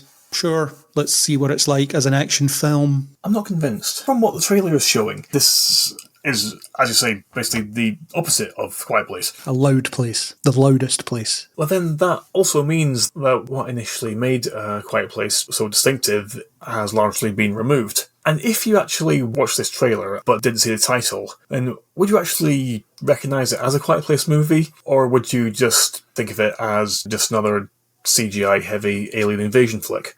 Yeah, just like that Chris Pratt Tomorrow War movie. Yes. Similar vibe to that, perhaps. But maybe this action stuff will just be the first 20 minutes or something, and then the rest of the film will just be the first film again. That's why I'm kind of so ambivalent about this. Because on one hand, you're doing everything that's the antithesis of what the series has thus far been. But then on the other hand, you've got basically just doing exactly the same thing that the previous 2 movies in the series have been. And I'm still trying to figure out exactly how you would find a balance between those 2 things. It's a great idea to do once, I think. I don't think we needed another 2 of them. Because even the second one was diminishing returns. Yes, and now we're going to get a third. Yeah, because there's a third one as well as this, isn't there? Yes, as in The Quiet Place Part 3, because this obviously is the third one of the series. But it's a prequel, but also not really a prequel because we've already seen the events of the invasion day. Yes, we didn't really need to see much more. No. So we'll see how it pans out. I will see this because I'm curious. Morbidly so, perhaps. Yeah, I'm pretty much the same, actually. Let's move on to Star Trek Discovery, the final season, which wasn't originally intended to be the final season, but now is. There's a lot of dialogue in the trailer that says, this is our final adventure. This is the last time we'll be together. This is the last thing we'll ever do. Once the cameras stop rolling, we cease to exist, etc., etc. They are trying to solve another cosmic mystery. This one is to do with an artifact from 800 years in the past, which would make it around about Picardish time. So we're picking up an artifact from the latter Next Generation era. Yes, because apparently nowadays the final instalment of anything needs to be a reprise of Next Generation. Yes. It does look flashy and expensive, and Discovery has always been Star Trek but dialed to 11, and I think I'll miss that to some extent, because you're not getting that anywhere else. It's unique in that respect. I've certainly always enjoyed it. I do understand the arguments that a lot of people have that it's not quote-unquote real Star Trek. Yeah, I don't subscribe to that line of thought at all. Of course it's real Star Trek. Exactly, because it's Star Trek. It's also too woke. Because Star Trek has never been woke. We live in a horrible era where Star Trek is suddenly woke, X-Men is suddenly woke, Star Wars is suddenly woke. Where do you even start to explain to these people the myriad ways that they are so cluelessly ignorant? Yeah. I do think Discovery has its issues, though. I do think it leans heavily on melodramatic, emotional storytelling to the point that this unknowable species in the last season that we can't communicate with on our own terms because they're so far beyond what we understand. How are we going to communicate with them? Emotion. It also has an alien that was really upset and blew up all the dilithium in the galaxy. Yeah, because it stands to reason that every incomprehensible entity in the known universe will experience emotion in the same way, and emotions recognizable as analogous to one another, and the only difference is the way that they physically and verbally express them. Yes. Yeah, so we'll see. I just hope it's not another saving the universe adventure, because I'm sick of those, particularly in Discovery. How many times have they saved the universe now? 3 or 4? Yeah, because things just don't always need to be at that scale or so ridiculously high stakes. Yeah, but if it is just an artifact hunt, if it is effectively an entire season of The Chase from Next Generation... I actually wouldn't mind that, I've got to be honest. That's one of my criticisms of that episode, The Chase. It's just one episode. It feels like they've crammed like 3 or 4 episodes into one. But yeah, I do really like the series characters. I think they've got a great dynamic, and the personal interactions between them all is now fully cemented. Apart from the bridge crew. Look, you have to have some leeway variation, or people are going to guess too much. The nameless, almost bridge crew. They had one guy leave at the end of the last season, and I was just thinking, who are you? One of the people at the stations. But yeah, it's neither here nor there. The show is what it is, and I think it's going to lean fully into that. It's funny how the trailer, Burnham says, we make a pretty good team. Just pretty good.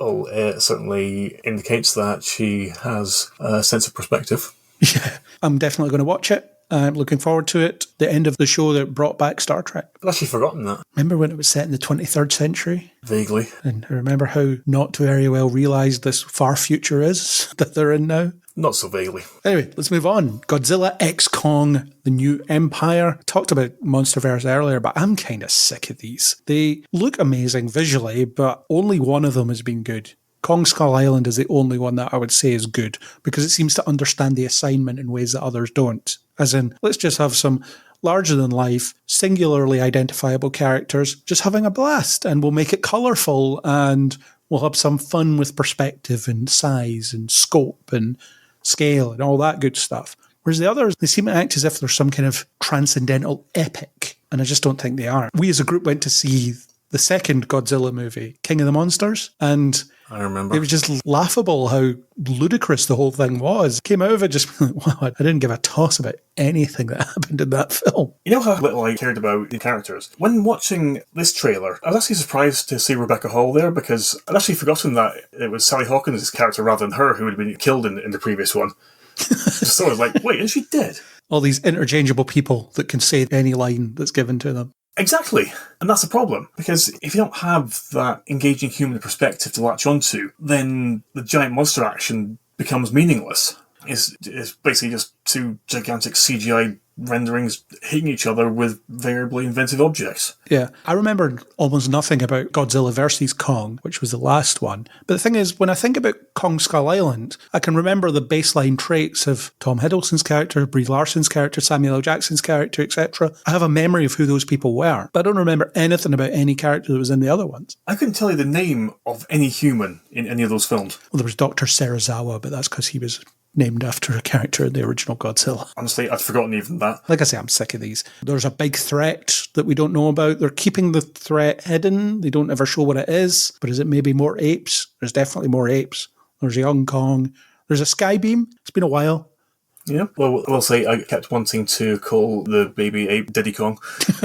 Wait, no, that's not what he's been called. No, it's not. Son of Kong. And Kong has a big metal fist. This that looks like something left over from Michael Bay's Transformers movies. Yeah, I mean, I'll see this because I'm in now. I've seen all the other ones, and at least I'll get to see this one for the first and only time, most likely in IMAX. Because I remember when Godzilla vs. Kong came out, it was at the point where they were trying opening cinemas again. Oh no, it came out and then a few months or a few weeks later, they tried opening cinemas again, and that was one of the films that was released. And I remember thinking to myself, I don't really want to risk getting infected by COVID to watch the fights in this, knowing that I would have to sit through the rest of the film. If Cineworld were saying, we're doing a supercut of the fights, I would probably went to see that, just to see them on a big screen rather than my TV screen.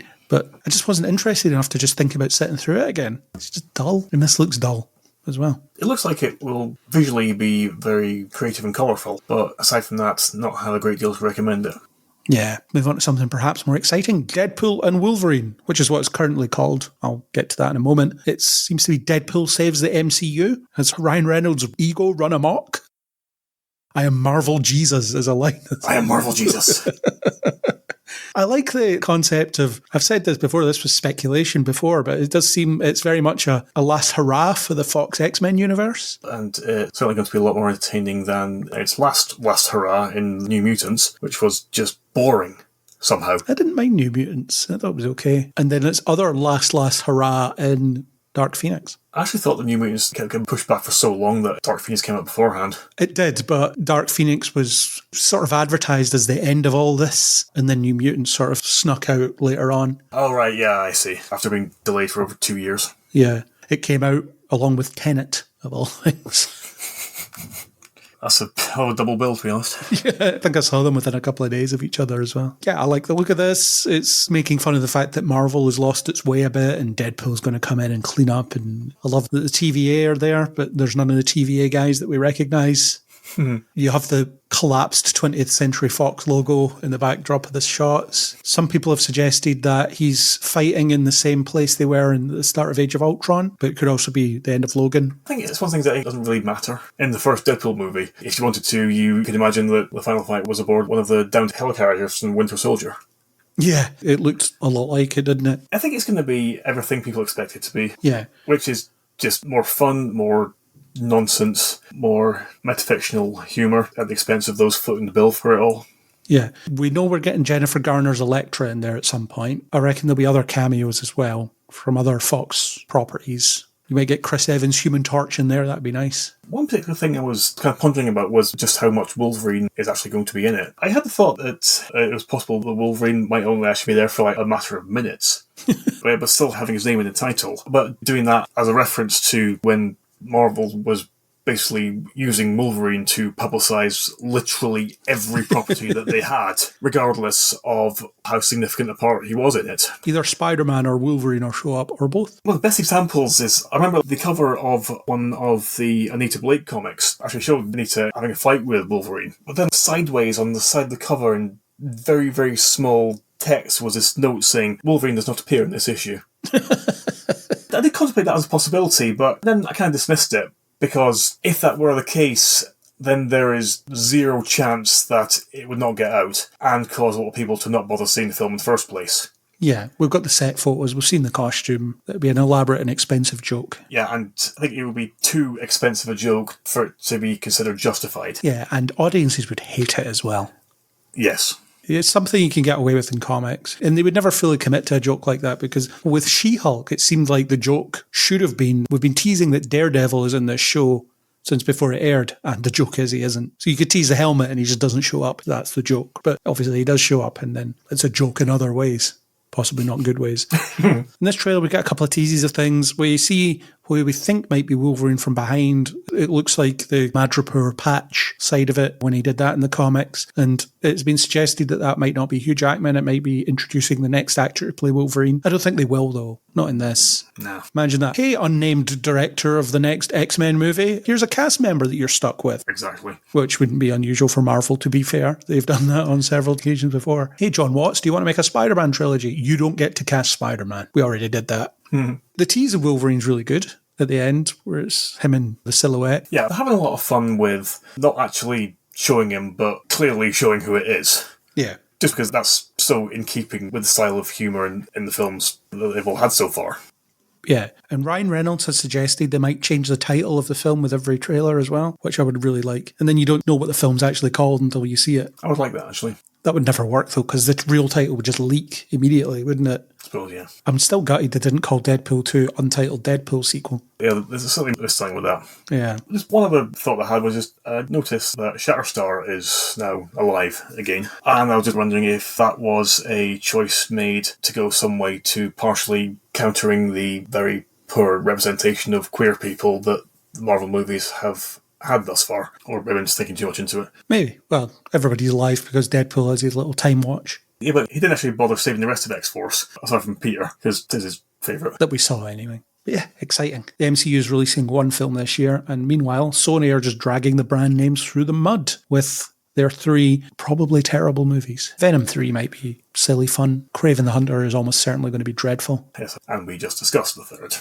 Yes. Let's move on to, weirdly I didn't clump the 2 X-Men things together, but that's just the way that it rolls. We're going to jump over the fence to Justice League Crisis on Infinite Earths Part 2. Part 1 was excellent, as we discussed earlier. We discussed our views on that. It looks like Kara is our focus character in this one. Kara taking on the role of Harbinger, which I guess makes some kind of sense. So it looks like we will be swapping out the focus on the Flash for the focus on her. Solidarity is breaking down among all the heroes from different universes. Batman Beyond's in it. Apparently Kevin Conroy's final performance is either in this one or the third one, which is good because that means his legacy isn't ending with the stupid Suicide Squad game that nobody likes.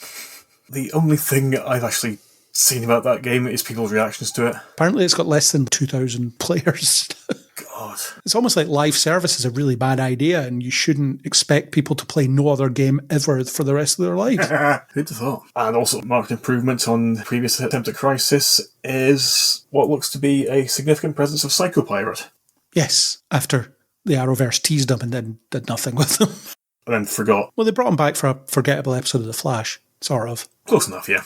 Where Cecile became Psycho Pirate or something. I can't actually remember that well. She did, yeah. She put on the mask and then started acting that way. Yeah, so this is a much more straight adaptation. And in my interview, I did ask about the Arrowverse and whether they were inspired by it in any way. And they said the pace of production means that they were working on their adaptation of Crisis before the Arrowverse was working on theirs. And because TV can be made way quicker, they got there first. Okay, so there was initially the potential for a Arrowverse Crisis to look even worse in comparison. Potentially. The thing is, the different arms of DC don't talk to each other. The live-action movies don't talk to the animation guys. The animation guys don't talk to the TV guys. So they're all just working on their own stuff. So the fact that you're seeing different adaptations of the same thing over and over again is just because they're not coordinating in any way. So that's why we've had 2 Flashpoints. 3, actually, because we had the animated one. So what do you think of the trailer for Part 2? I think this looked really, really interesting. It's really getting into the main story now, which is when things are going to get very intense. And going to be lots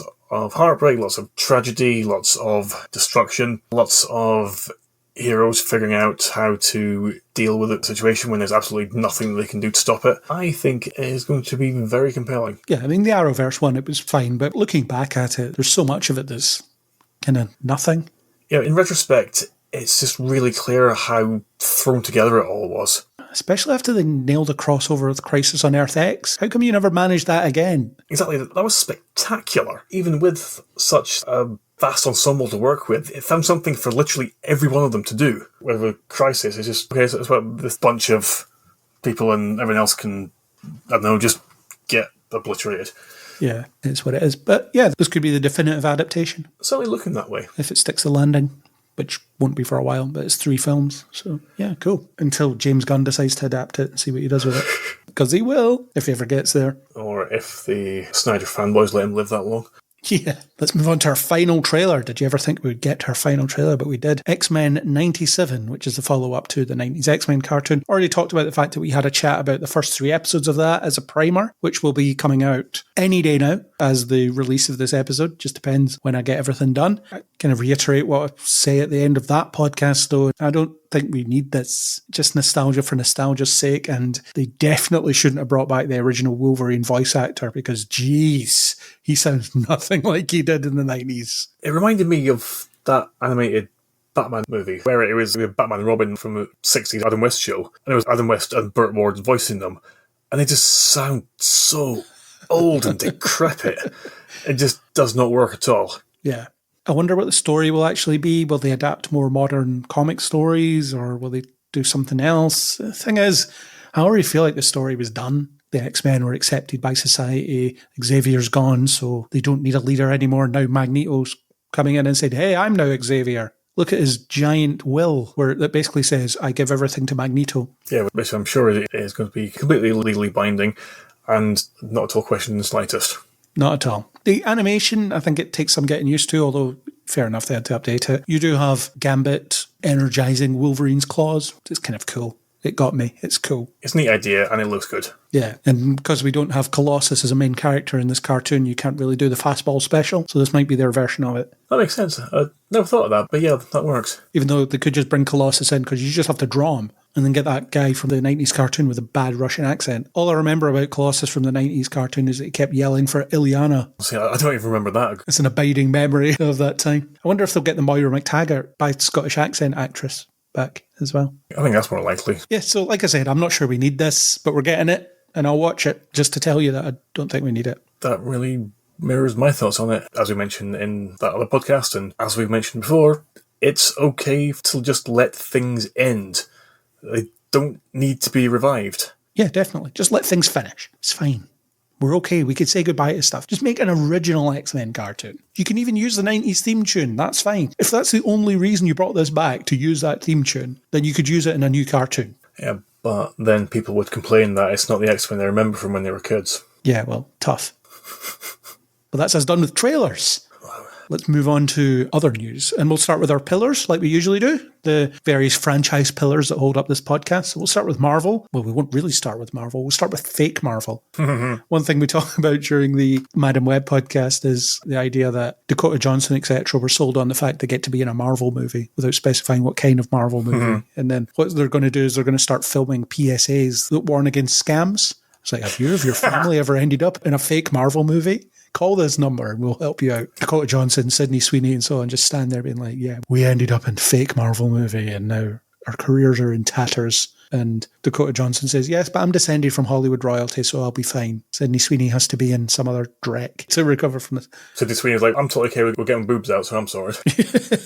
But anyway, the other terrible news that comes out in the back of Madam Web is that Sony have read the tarot cards wrong. They have decided that the poor box office performance of Madam Web is down to the fact that the film has women in its lead. So they've decided this upcoming TV show that we're making with Amazon called Silk Spider Society, we're going to get rid of the writer's room and release them to pursue other work. Angela Kang is the only one who survived, probably because she has a multi-year deal with Amazon. She'll continue to act for showrunner of the series that currently, at least, centres on Korean-American heroine Cindy Moon.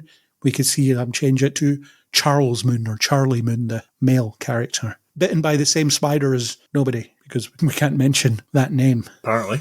Yeah, we can mention everything else. So they've decided, hey, women were the problem here. Let's get rid of those and still make this show. Also, in this article, Nicolas Cage is in talks to play Spider-Man Noir in live action, which is one of the most cynical things you can think of when it comes to forcing people to watch it. Basically, I hate everything about this story. One source close to the series claims that Silk was being refocused with a more male-skewing audience in mind. I mean, it's already a Spider-Woman story. I get that they might be thinking more of female empowerment and representation in that respect, but men are going to watch it because, let's face it, it's a woman in a tight costume. Exactly. It's really not any kind of revelation to state that heterosexual men like looking at women with unrealistic proportions dressed in tight clothing. Yeah, some men do anyway. I honestly thought we were starting to move away from this kind of thinking. Yeah, but then an all-women Spider-Man film failed at the box office, so it's the women's fault. Yeah, but the thing is, this isn't even the first time that we've been in exactly this situation. Remember back in the mid-2000s, after Catwoman and Elektra were released in quick succession, and also to a lesser extent, Aeon Flux as well. And when they all did abysmally at the box office, it was then decided, oh, it must be because audiences don't like superhero films with female leads. No, what it is that audiences don't like films that are dreadfully written, pedestrianly directed, incompetently shot, and just generally realised in a way that makes you question if the people making the film even know what a film is. Not because they were women.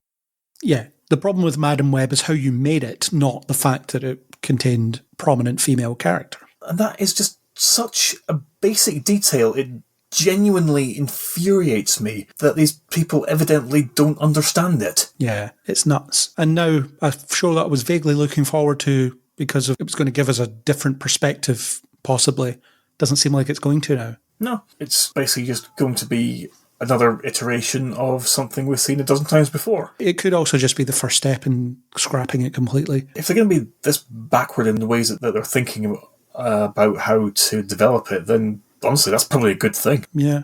Maybe. Let's move over to MCU, though. We finally have the casting of the Fantastic Four, and it's exactly who you would expect them to be based on all the rumours.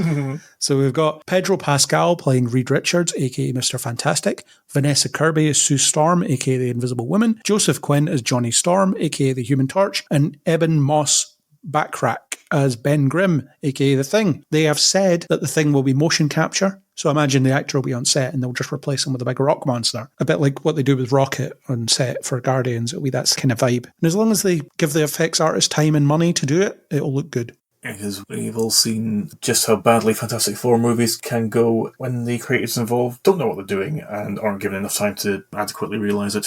Yeah. I'm torn on this casting because I like Pedro Pascal, but I also feel like he's everywhere and I'm kind of sick of him as well. Vanessa Kirby, great. I think she'll be a great Sue Storm. It also seems to be roughly about the right age difference between Reed and Sue for the comics. True, yes. I'm not sure how old Reed was originally. And it seemed like Sue was barely out of her teens in the original. The optics on that aren't great in hindsight, are they? Yeah, but again, it was the 60s and that kind of thing was not more acceptable, but more prevalent, certainly. Yeah, and they've changed Sue completely since then anyway, so it's kind of a non-issue now. It's a good cast. They've got a Jewish actor playing the Thing. That's something. I actually forgot about that. And apparently you might have Galactus and the Silver Surfer in the movie as the villains, or certainly Galactus as the villain. Although we do have to wonder if Galactus will actually be Galactus, or if Galactus will be a gigantic interstellar thunderstorm. I think Marvel will go with the comic-accurate look, but maybe it'll be less interesting than a galactic thunderstorm. It's going to be interesting to see if they can pull it off without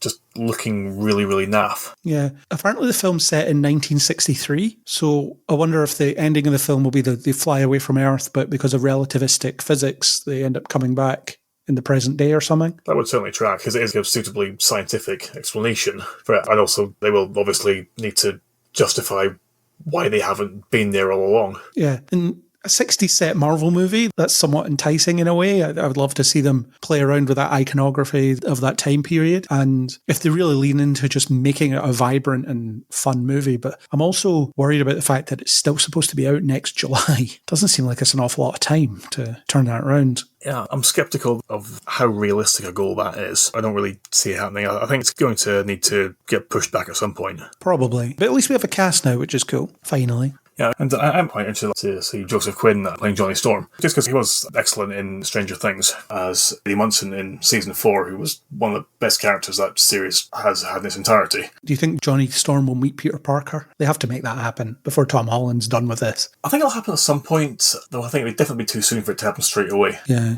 they'll maybe put the Human Torch in Spider-Man's next movie, which there seems to be a fight between what that's going to be, because Kevin Feige wants a street-level movie and Sony want multiverse again, because that made them $2 billion last time. So we'll see who wins on that respect. So yeah, I like the Fantastic Four, so I'll be interested to see if they can get it right this time. Fingers crossed.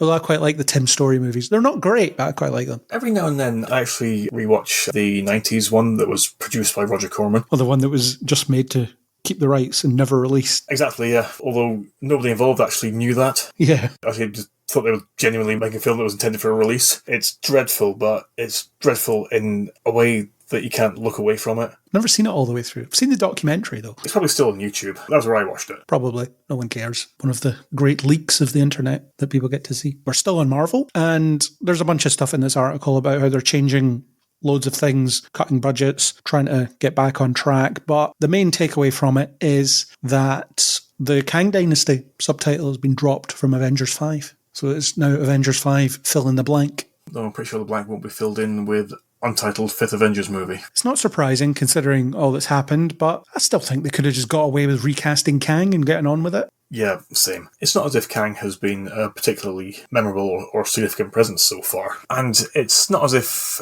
Marvel movies are in any way unfamiliar with recasting characters. Yeah. Also, we have multiverse variants of characters already. So just, we don't have the Jonathan Majors looking Kang anymore. We have this guy. Yeah, the Jonathan Majors version of Kang was one that was unceremoniously defeated by Ant-Man. Now this Kang is actually the dangerous one. Yeah, good work. So that's the main thing. So it seems like the plan is off the rails now and no one knows what's going on, which was the impression that we had anyway. Precisely. Oh, well, at least we have the Fantastic Four cast, if nothing else. Let's hop over the fence and talk about DC. This was actually fully confirmed after recording last month's news podcast, but before releasing it. So there is a conversation between me and Bo where I'm trying to talk about, wonder who they'll cast when they had already been cast. But I didn't want to cut it because it was a good conversation about Supergirl. But anyway, we have the DCU, or whatever they're going to call this universe, Supergirl cast. And it's Millie Alcock, who was in House of the Dragon. It was between her and Meg Donnelly, who notably had already played the character in voice. So she could have done it in live action. And like I say, the different branches of DC don't seem to talk to each other. So it's possible that whoever was doing the casting had no idea that she'd already played the character. Wouldn't surprise me. Maybe she kept it off her CV as well. It's like, I'm looking forward to playing Supergirl for the first time. Mm-hmm. I've never done this before. Please don't watch those movies I did. Mm-hmm. But they went for Millie Alcock, who, fair enough, I've never seen her in anything, I don't think. Certainly not anything I remember. She's Australian, and she's in House of the Dragon, so people like her, I guess. She was okay in it, really. She's young, though, isn't she? Yeah, she's early 20s. Though I didn't really think much of House of the Dragon at all, so there wasn't really anything or anyone about it that I found particularly distinctive, because I just felt the overall whole was just so weak. But yeah, as I said, she was fine. I've not seen her in anything else, but I would imagine that they wouldn't cast her as one of DC's most iconic characters on a whim, so they certainly must have seen something in what she can do. Yeah, I'm inclined to trust James Gunn until proven otherwise. Yeah, I do generally really like his films, and he does have quite a knack of casting films' characters with a perfect actor for them. Yeah, he's also known for sort of unconventional casting, such as Adam Warlock. Exactly, yeah, I don't think anyone would have put money on that. No, definitely not. But we'll see how she does. Welcome to the DC universe, Millie Alcock. You're in good company with Supergirl actresses. Hasn't been a bad one, really. No. Helen Slater was in a bad film, but she was good. Let's move on to talk about Star Trek now. You know that Section 31 film that was once a TV series that people still don't really want? Well, it's got some casting. We have Omari Hardwick, who was in Powers, Casey Roll, who was in Hannibal, but also she was in Arrow. She was brunette Felicity. Remember when Felicity teamed up with that group of hacktivists? Oh, yes. Alina, the character's name was. She was brunette Felicity. I remember now. We have Sam Richardson, who's in Ted Lasso, Sven Rugrock, One Piece, Robert Kaczynski from Pacific Rim, Humbly Gonzalez, who's from Ginny and Georgia, and James Hiroyuki Lau, maybe, from Barry. I'm trying to picture the guy that was in Pacific Rim, Robert Kaczynski. Is he one of the not Australians? He was the younger of the two Australian guys who were piloting Striker Eureka. The one who was in EastEnders. Yeah, and also True Blood. Well, yeah, the EastEnders is funnier. The EastEnders is funnier, yes. So that's it. They're making it. Michelle Yeoh's obviously in it. I don't know what the form this film's going to take, what it's going to be about, but this will be Michelle Yeoh's crew of morally bankrupt Starfleet agents, I guess. Basically what Section 31 is. I'm guessing they decided to make this because, oh wow, Michelle Yeoh's still interested. Quick! Before he gets bored and changes his mind. Yeah. We'll never convince her to a TV series, but a film, we can do that. There's not much more to say, but we have some casting. Brunette Felicity is weirdly the one that stood out the most to me. Yeah, although I will admit I was faintly disappointed to not see Jack Quaid there. Maybe he will show up. Of course, not a Lower Decks spoiler. Yeah. Never mind. Yeah, I know. Let's move on. We're out of our pillars now. Let's talk about Tim Burton directing a remake of Attack of the 50-Foot Woman. I actually think there's a distinct lack of modernizations of these old B movies, so I'm glad that one is actually getting made. I don't know if I want it to be Tim Burton doing it, though. Well, he's certainly got more of an affection for traditional styles of filmmaking rather than things of more contemporary developments. So it certainly makes sense that he'd be interested in doing his own version of an Atomic Age creature feature movie. Yeah. Gone Girl scribe and Sharp Objects Emmy nominee Gillian Flynn is writing. The original film, starring Alison Hayes, is a wealthy heiress whose close encounter with an alien triggers her to grow into a giant, complicating her marriage. The last throwback we've really had to these was Monsters vs. Aliens, wasn't it? Yeah, Reese Witherspoon's character was basically the 50-foot woman. Yeah, Ginormica. Yes, and was very pointedly described as being 49 feet and 11 inches tall. For legal reasons. Which I loved. But if this is successful, it could ignite a flood of these remakes. Ignite and flood, I mix my metaphors there. But it could get a new version of The Blob and all these things. Wouldn't hate it. Creature from the Black Lagoon. Yeah, Don't see why not. We've already had a version of The Invisible Man, We did. which was excellent, I thought. Yeah, I see that as more of like your universal monsters rather than these kind of B-movie creature feature things. True, but any kind of cinematic entity that can be loosely put under the banner of classic monster movie monster, they kind of all live together in a certain corner of my brain. Yeah, well, it's a similar era, isn't it? It is, yes. Well, we'll see what Tim Burton does with this. And like I say, I would love to see a modern version of The Blob. I want to watch Monsters vs. Aliens again. I need to do it. I know there was a sequel series to that as well, wasn't there? But it was probably crap. No Reese Witherspoon in it, for example. Or Seth Rogen or any of them. I never actually watched it. Or maybe they were, but I'm going to guess they weren't. I think it's a reasonable assumption. They did a Big Hero 6 follow-up, didn't they, as a TV series? They did. That was actually quite good. I never watched it. And pretty much all the actors in it were the ones from the film. All right, okay. But there was no one in that was especially huge, was there? There wasn't, that's true. No one like Reese Witherspoon, for example. It does give it consistency, with the characters sounding exactly alike. Yeah. Right, let's move on. The writer and director of slasher comedy Freaky are reuniting for a brand new time-travelling slasher movie titled Time Cut, with Christopher Landon producing and Michael Kennedy writing the script, alongside Hannah McPherson. McPherson also directs Time Cut, which has been described as Back to the Future meets Scream, which we already had. Yeah, and very recently as well. It wasn't that good, though. I mean, it was all right. Can't even remember what it was called. Totally killer. That's it. It wasn't great, was it? It was fun. It was all right. Yeah, it wasn't great. I remember thinking this would be better if Blumhouse made it, but they didn't. Anyway, in the upcoming slasher, a teenage girl travels back to the early 2000s to stop a vicious killer from murdering her sister. What's fun about the early 2000s is an era to travel back in time to? Oh, look, none of them have iPhones. Hilarious. The internet's still a bit crap in places. Some people still have dial-up. Ugh. It looks like this one's cut from the same cloth as Freaky Happy Death Day. It's a Wonderful Knife and Totally Killer. I didn't like It's a Wonderful Knife that much either. Part of a new breed of horror comedy slasher hybrids. Madison Bailey and Antonia Gentry star alongside Michael Shanks, Griffin Gluck, Rachel Crawford, Jordan Peele, Megan Best, Samuel Braun, Sydney Sebaston, and Kitty O'Connor. None of these I really know from anything. Apart from Michael Shanks. Is he just going back to just doing whatever? There was a period where he was just doing whatever he could get his hands on, wasn't there? I think it was pretty much everything post-Stargate. I just remember him in a sci-fi original movie, Mega Snake. Dreadful. Yes, but then without Mega Snake, we would not have had Mega Snake versus Crocosaurus. Which I haven't seen. I love these films. They're dreadful, but they're so much fun. Do you think this has legs? Or do you think they already did it and it wasn't that great? I mean, the early 2000s, who cares? Yeah, it's an odd time period choice. I'm just not sure why they'd choose that specific one. Well, as you mentioned, Michael Kennedy also wrote Freaky, which I actually really, really like. I think it's a fantastic film. So I have confidence that it's going to turn out to be something good. Just with this limited information, I can't quite figure out how. I guess we'll look at it more when we get a trailer. Yes, and hopefully it'll explain some things and give me some reason to be excited and not just tentatively hopeful.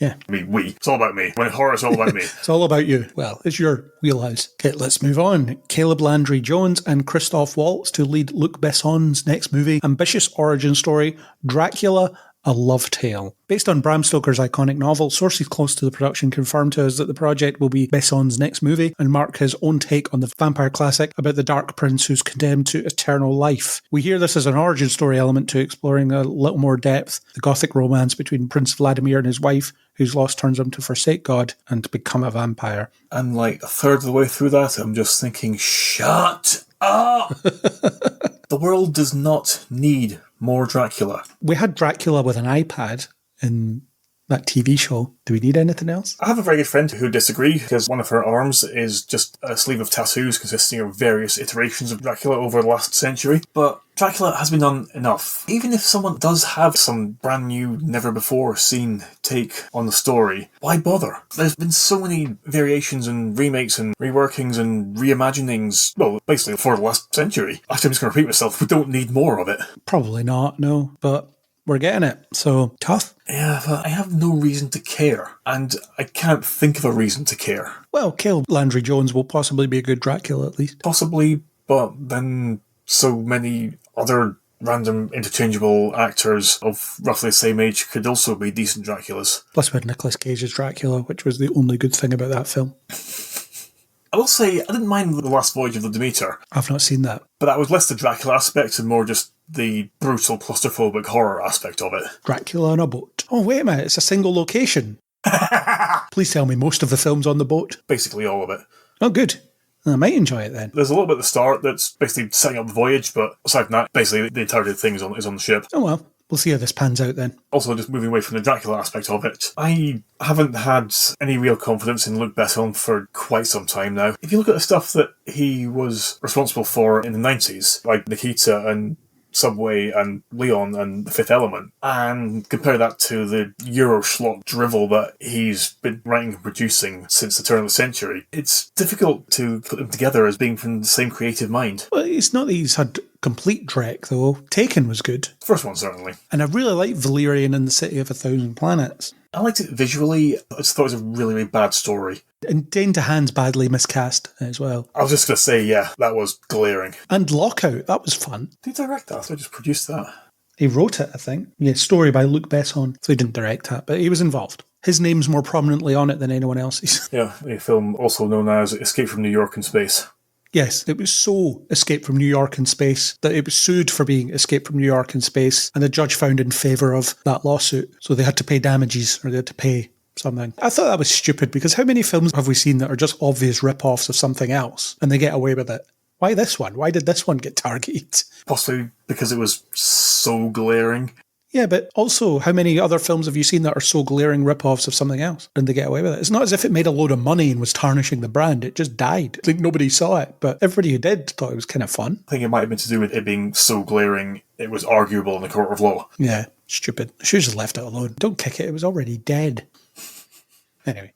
We'll see how this Dracula thing pans out in the coming weeks, months, years, however long it takes. Let's move on. Yorgos Lanthimos' next project is going to be a remake of South Korean fantasy comedy Save the Green Planet, and Emma Stone is in talks to be in it, so it seems like he really likes working with her and is going to continue to do so. Save the Green Planet is about a disillusioned young man who captures and tortures a businessman whom he believes to be part of an alien invasion. A battle of wits ensues between the captor, his devoted girlfriend, the businessman, and a private detective. And it is so much nastier and so much more demented than that basic description does any kind of justice to. Sounds ideal for Lanthimos then, doesn't it? Yes. I don't really like his stuff, but people like it. It's technically a comedy film, but it's also really, really dark comedy in terms of it being comedic through just how messed up it is. And also some parts of it are almost seem spiteful, things that it does to its characters. And at some points the film we can do is just laugh because of how utterly appalling everything that's happening to everyone actually is. So the perfect Lanthimos project then. Exactly, yeah. I think it's going to be quite a good fit. It's interesting that it's a remake that he's going for, because he seems to have been able to just make whatever he wants up until now. Well, maybe he really wants to remake this, but he's one of the rare directors that just gets to make original stuff. I imagine it's just because the warped and twisted nature of the story just quite appealed to him. Could be. But also it is in like the early 2000s. I remember actually because it was one of a bunch of films that, in the UK certainly, were put out by Tartan Video under this banner that they recently established. It was called Tartan Asia Extreme. Because basically in the early 2000s, Asian films, and particularly Asian horror films, were particularly in vogue on account of Ring being so successful. Okay, yeah. And there was a bunch of really good Asian films that were brought over here by the labels, something like The Eye or Tale of Two Sisters. And although this film wasn't a horror film per se, it still had the same kind of twisted vibe that the rest of them did. I really enjoyed it because I'm not quite right in the head. And I'm really interested to see how Lanthimos makes it, what he changes and what he keeps the same, and just what he does with the whole thing, really. Yeah, and this is the 6th time he's worked with Emma Stone, so he definitely likes working with her, and she must like working with him, or maybe she just likes the steady work. Who knows? But they work together quite often. Yeah, and I also love the idea that the film originally germinated from, which was a combination of the original director doing a story that was a hybrid of Misery from the perspective of the captor, combined with the conspiracy theory of Leonardo DiCaprio being an alien. It's just the notion of those two things put together. It confuses me in a way that I quite like. Well, I'm sure you'll enjoy it when it eventually comes to fruition. I think so. I, on the other hand, will probably not see it. I think his stuff is just too abstract for me. That's fair enough. Let's move on to something far less abstract. Will Smith, remember him? He is going to be starring in the high-octane action thriller Sugar Bandits. Based on the Chuck Hogan book Devils in Exile, the thriller centres on an Iraq war veteran who teams up with a crew of fellow vets to target the drug trade in Boston. Hogan, whose writing credits include The Town and The Strain, which he co-wrote with Guillermo del Toro, penned the screenplay. This sounds really boring. It's yet another example of Will Smith just picking these "what are you doing" sort of projects. What can he possibly be getting out of it other than paid. He can basically do whatever he wants when making films. Including slapping someone at the Oscars.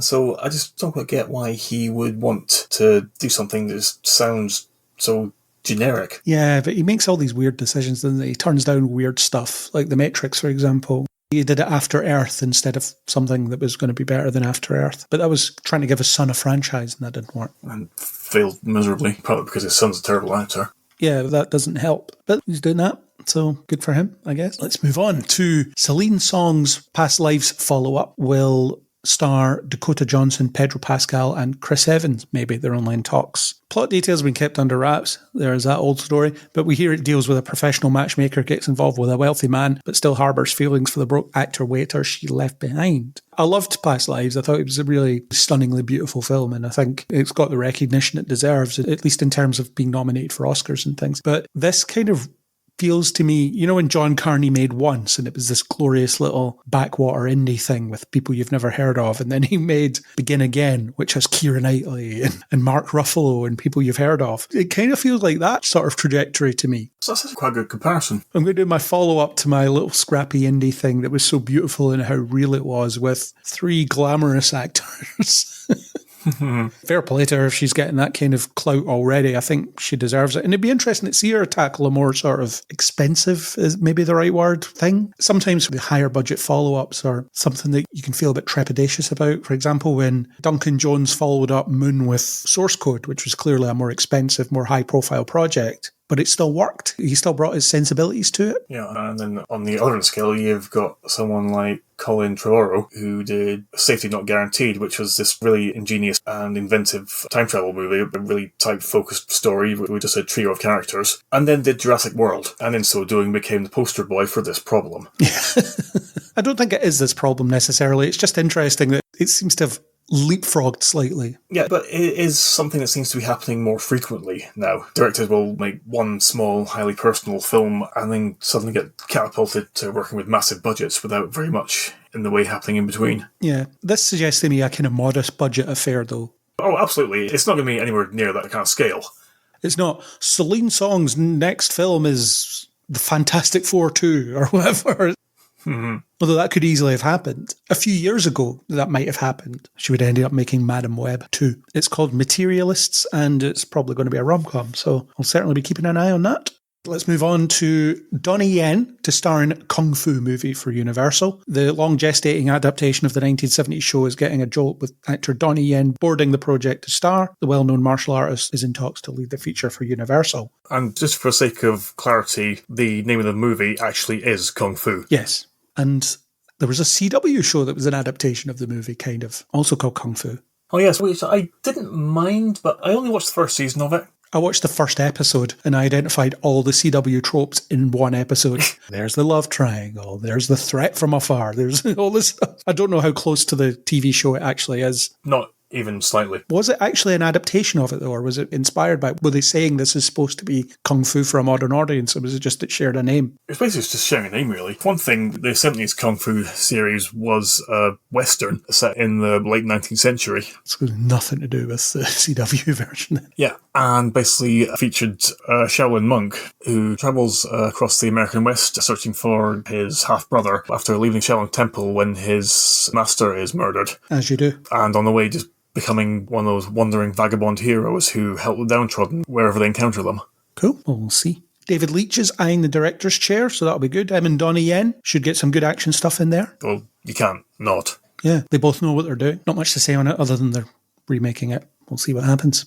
Yeah, it's things will exist, and for what we know what it is, it's going to be pretty good so far. Yeah. Next up, Bryce Dallas Howard and Orlando Bloom to star in British action comedy Deep Cover for Prime Video. The British action comedy will also feature Sean Bean, So You'll Be Dead, Nick Mohammed, Ian McShane, Paddy Considine, and Sonoya Mizuno. According to the official description, Deep Cover sees 3 improv actors hired by the police to help stage low-level stings. Their instinct to always say yes without breaking character leads them deep inside the London criminal underworld. Could be fun. Yeah, it's got potential, certainly, as a premise. Yeah. It also reminded me a bit of this film from the early 2000s. It was called The Actors, which was this farcical Irish comedy film about a pair of mediocre theatre actors, played by Michael Caine and Dylan Moran, attempting to run a con on a retired gangster, which involved a lot of ridiculous disguises and questionable accents. And I'm just wondering if this might involve that same kind of ideas of a bunch of actors who think that they're more skilled than they are, just getting completely over the heads when they just dive headlong into enthusiasm for their craft. Yeah, it certainly sounds like it has that vibe. Good cast. Could be fun. Shame we'll have to watch it with adverts. And yes, I know I could pay an extra £3 a month, but I'm not going to. Yes, no, it's just going to be a recurring frustration. Yes, until they stop. People are taking them at court, though, so that could pan out somewhere. What it'll likely do is just increase the cost of the monthly cost of Prime because they have to pay for the lawsuit. Moving on, Stephen Amell is suiting up. The actor will lead NBC's upcoming Suits spin-off, Suits LA, portraying Ted Black, a charismatic force of nature who puts his own needs above others. So he's playing Harvey, basically, from the original. At least early Harvey, I guess. Stephen Amell in stuff. I'm always going to be cool with that, although people hate him now. Have you seen a lot of the vitriol he gets online because of what he said about the actor strike? I haven't, actually. Basically, he said that he doesn't see the point in striking. I think he just meant it in general. Oh, wait, yes, I did see that. And then that was completely taken out of context. And then everyone got furious. Yes, I do remember. He also got thrown off a plane for arguing with his wife at one point a year or so ago. I think I remember that. I mean, I like Stephen Amell. I like watching him. But if he's an asshole in real life, fair enough. I don't care. I don't know him in real life. I never actually watched Suits at all. I've seen some of it. I probably won't watch this, to be honest. The biggest context I'm aware of it is that it's the reason why, well, the other reason why people know who Meghan Markle is. Yes, and the royal family don't like her because she did love scenes in shows like Suits. Yes, and absolutely nothing to do with her parentage. Skin colour might have something to do with it, yes. Anyway, Stephen Amell's going to be in that, so they're doing that spin-off. Sounds like more of the same, but in LA, I guess. Yeah, pretty much. Despite a lack of familiarity, that's what I would have assumed. And he looks good in a suit, so that'll work.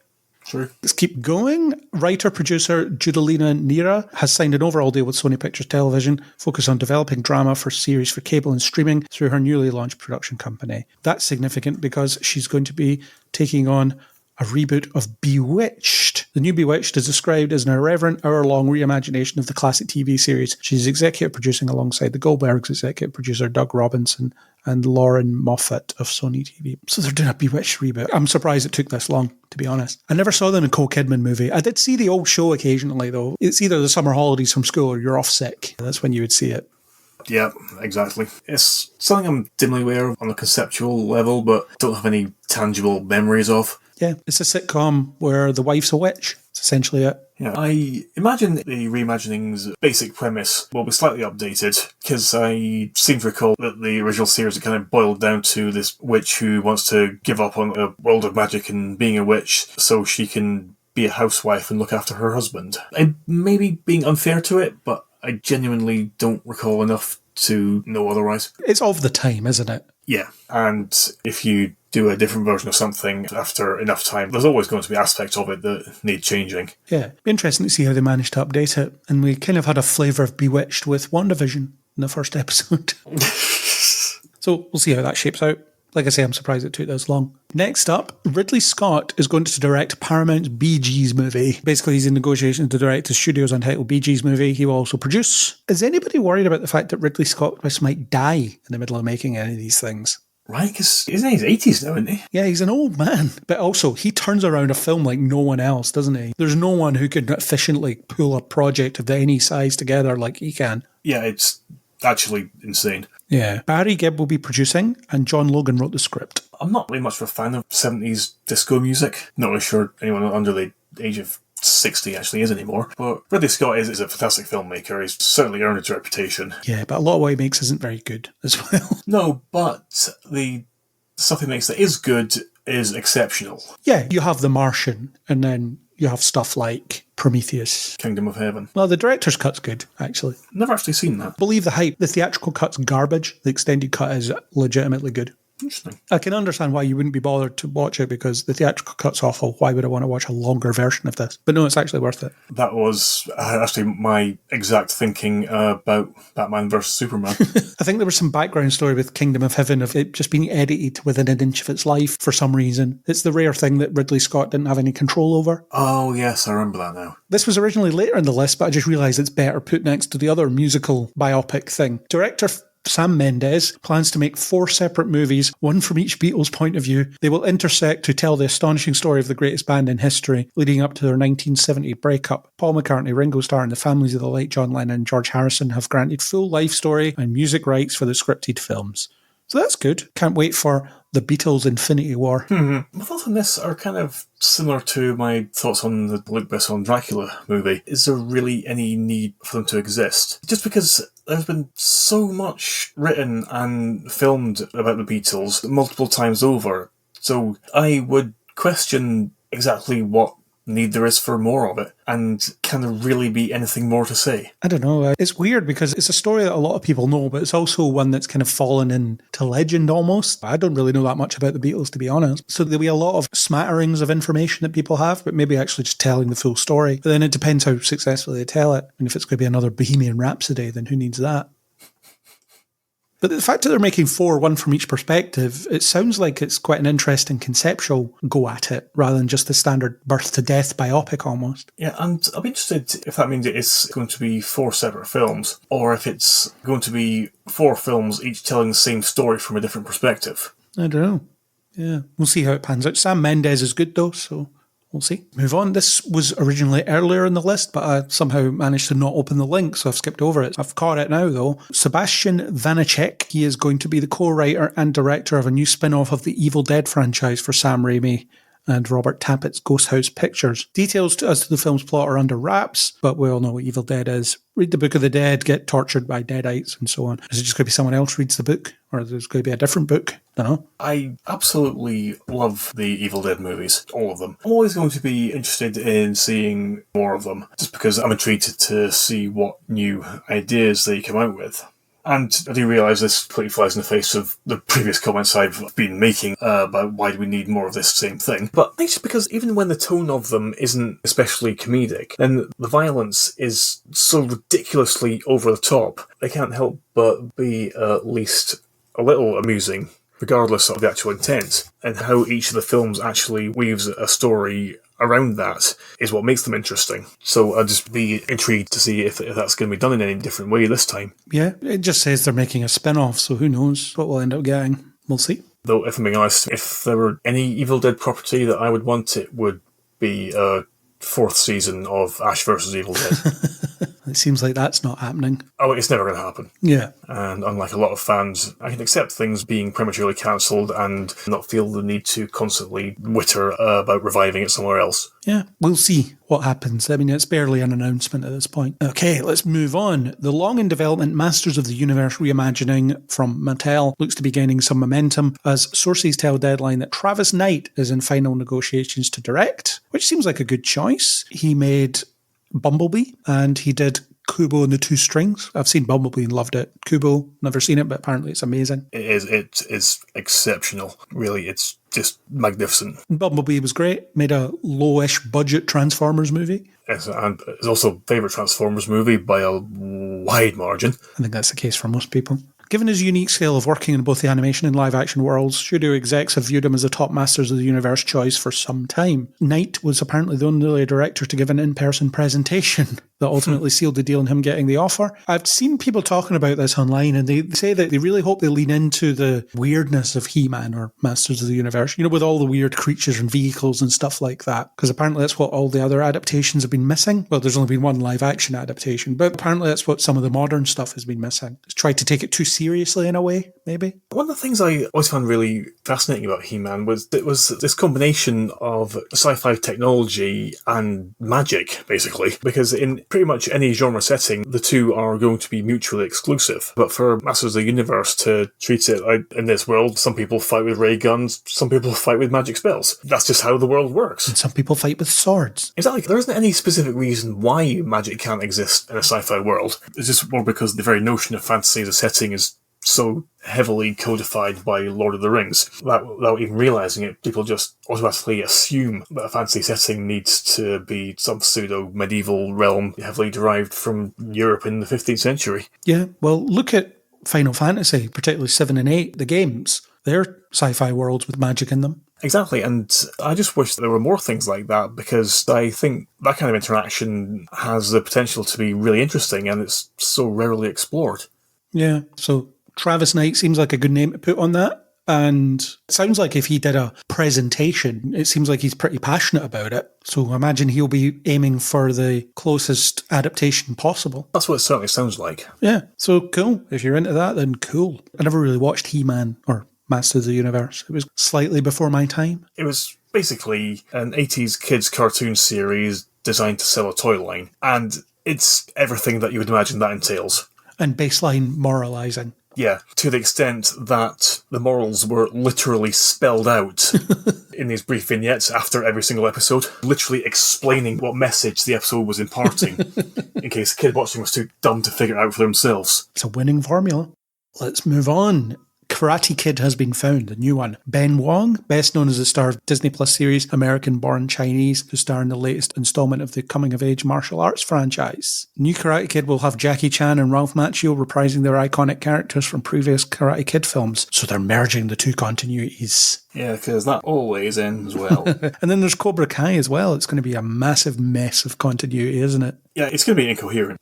Yeah. Jonathan Entwistle, known for his well-regarded and award-winning teen television dramas I'm Not Okay With This and The End of the Effing World, is directing the feature. That is a script by Rob Lieber, whose credits include Sony's Peter Rabbit, is that the James Corden one? Disney's Alexander and a Terrible, Horrible, No Good, Very Bad Day. Yeah, cool. It's actually out in December of this year, so we're going to be making it very quickly.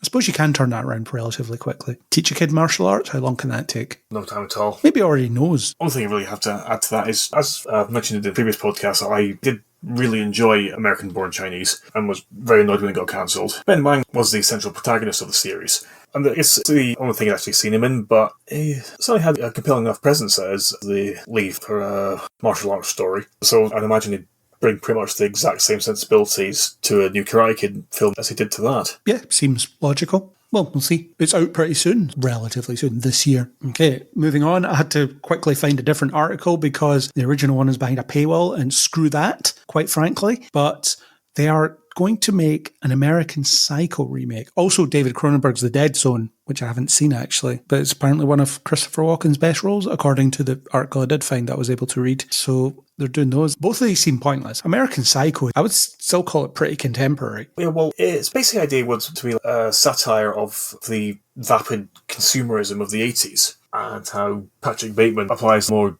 care and affection and consideration on physical objects than he does to the lives of the human beings around him. And I think that, as a basic concept, is easy enough to do in and of itself. But there's also the aspect that having the pressure to conform in a very specific way to a very specific aspect of societal interaction is also quite an important part of that. And if it were going to be remade, then I think that would need to be applied to something about contemporary society that has a similarly damaging effect on the psyches of people who are involved in it. And the only real problem I have with that is that there's risk of highlighting an aspect of contemporary culture and basically saying this will turn young people into remorseless killers. It could have a very patronising old man yells at cloud kind of aspect to it. Yeah. The thing is, I don't think the messaging that was in the original American Psycho has changed an awful lot in the intervening years. You still have that whole evil corporateness as a villain in our world. It already made that point. So does it need to do it again? We don't need this again. Yeah, I mean, really, it's just an extension of the notion that we don't need the entirety of the 90s again. Yeah, we already had it. We were there. You can watch it. I remember it. Some of it was even fun. And if you weren't there, you can watch it. Exactly. And if you're like some of my younger work colleagues, you can be utterly baffled as to why everyone was so obsessed with Friends. Yeah. The thing about these remakes and reboots and stuff like that, we're going to get 20 years from now, and then we'll be rebooting and remaking the remakes and reboots, because that's all we did. It's not all we did. That's an oversimplification, but you know what I mean. We're just going to go back in the cycle. It's like what we were saying earlier about the first exposure of little kids to significant cultural touchstones or riffs and parodies on them, rather than the actual thing that's being referenced and parodied. Yeah. And it's kind of just going around again in a gigantic cycle. Yeah, it's exhausting. It really is. But it's going to happen, maybe. I just don't see how you can top that or make it interesting. It'll probably flop as a thing. Anyway, let's move on to the next thing. This thing could be more exciting. Following the massive success of the Predator pick Prey, 20th Century is moving forward to the next film, as Deadline is hearing Dan Trachtenberg is returning to write and direct Badlands, a new standalone pick in the franchise. So another Predator film. They don't say when it's set or what it's about, but it's another Predator film. I hope they do the Prey approach. Let's just have a Predator in feudal Japan or whatever. Yeah, but the title like Badlands, my guess is that it would be a Western. Yeah, maybe. Feudal Japan, though, that'd be cooler. Do that first. We could look back to Predator films being good, that'd be nice, and expecting them to be good.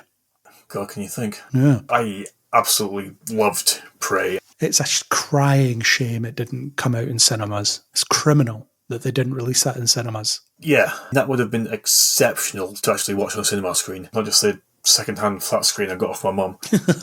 Apparently Prey 2 is still in the works, though, that will return to that film setting with Amber Midthunder potentially returning as well. I'm not so keen on Predator returns to that period and Amber Midthunder fights another Predator. It feels like her story was pretty well wrapped up. Yeah, it is also interesting to note that there hasn't actually been a Predator movie where the star of the previous Predator movie returned. No, there hasn't. Which actually makes it quite distinctive in terms of action movie series. But in this case, it doesn't make sense for the stars to return in the next one, really. Exactly, because once a predator has been to a specific terrain and hunted a specific prey, then going back to do the same thing again goes against the notion of what they are as a species.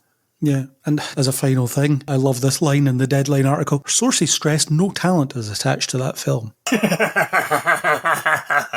Which you could read in a different way, of course. Love it.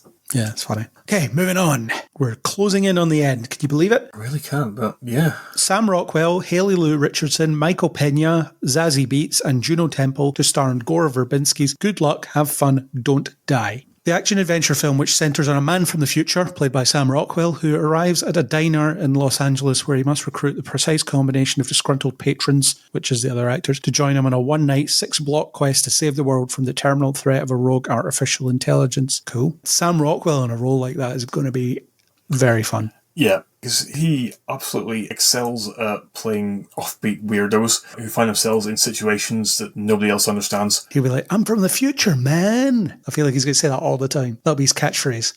I can believe that. It's going to be fun. It absolutely is. It sounds almost a little bit like that Ryan Reynolds movie where he's from the future and has a lightsaber, but not quite.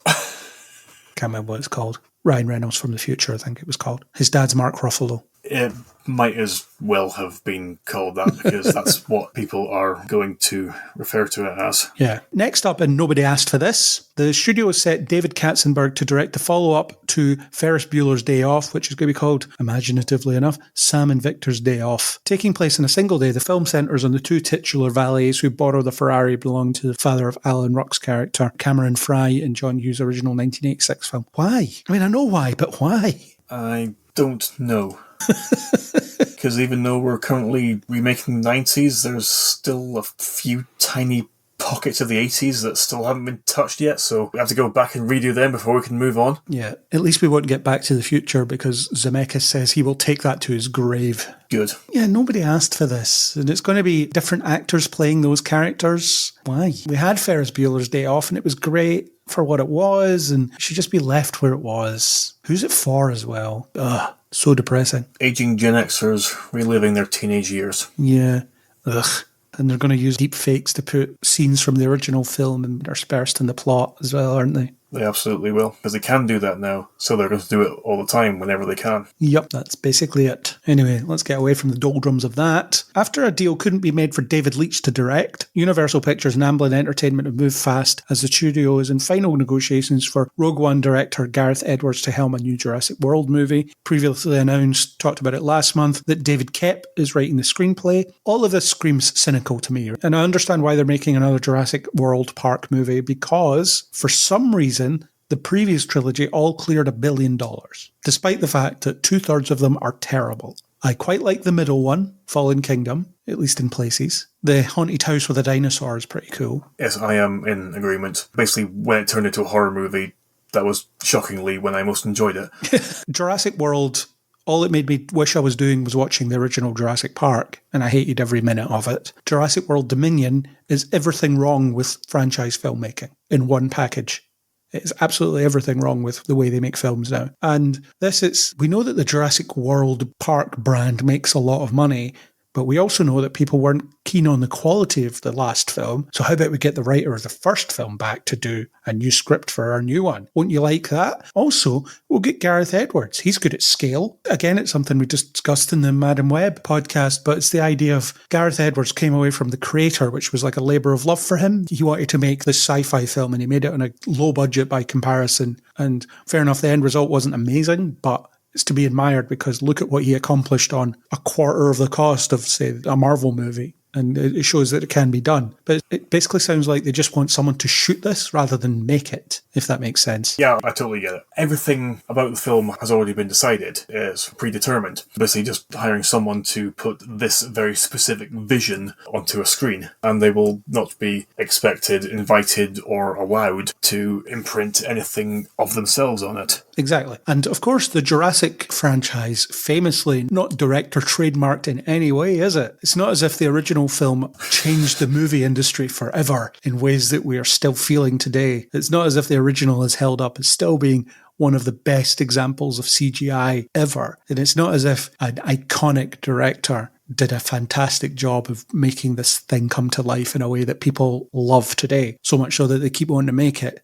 It's not that any of those things are the case. I don't like using the term auteur, but it's not as if it's an auteur-driven property. Because I would be interested in seeing Gareth Edwards' take on Jurassic Park, actually. Because if anyone's going to give you the majesty of the scale of all this, it's going to be him, right? Because you look at the creator, the scale that you get in Rogue One, how huge is all this stuff? He's good at that. Yeah, and even in his first film, Monsters. Which I hate, but yeah.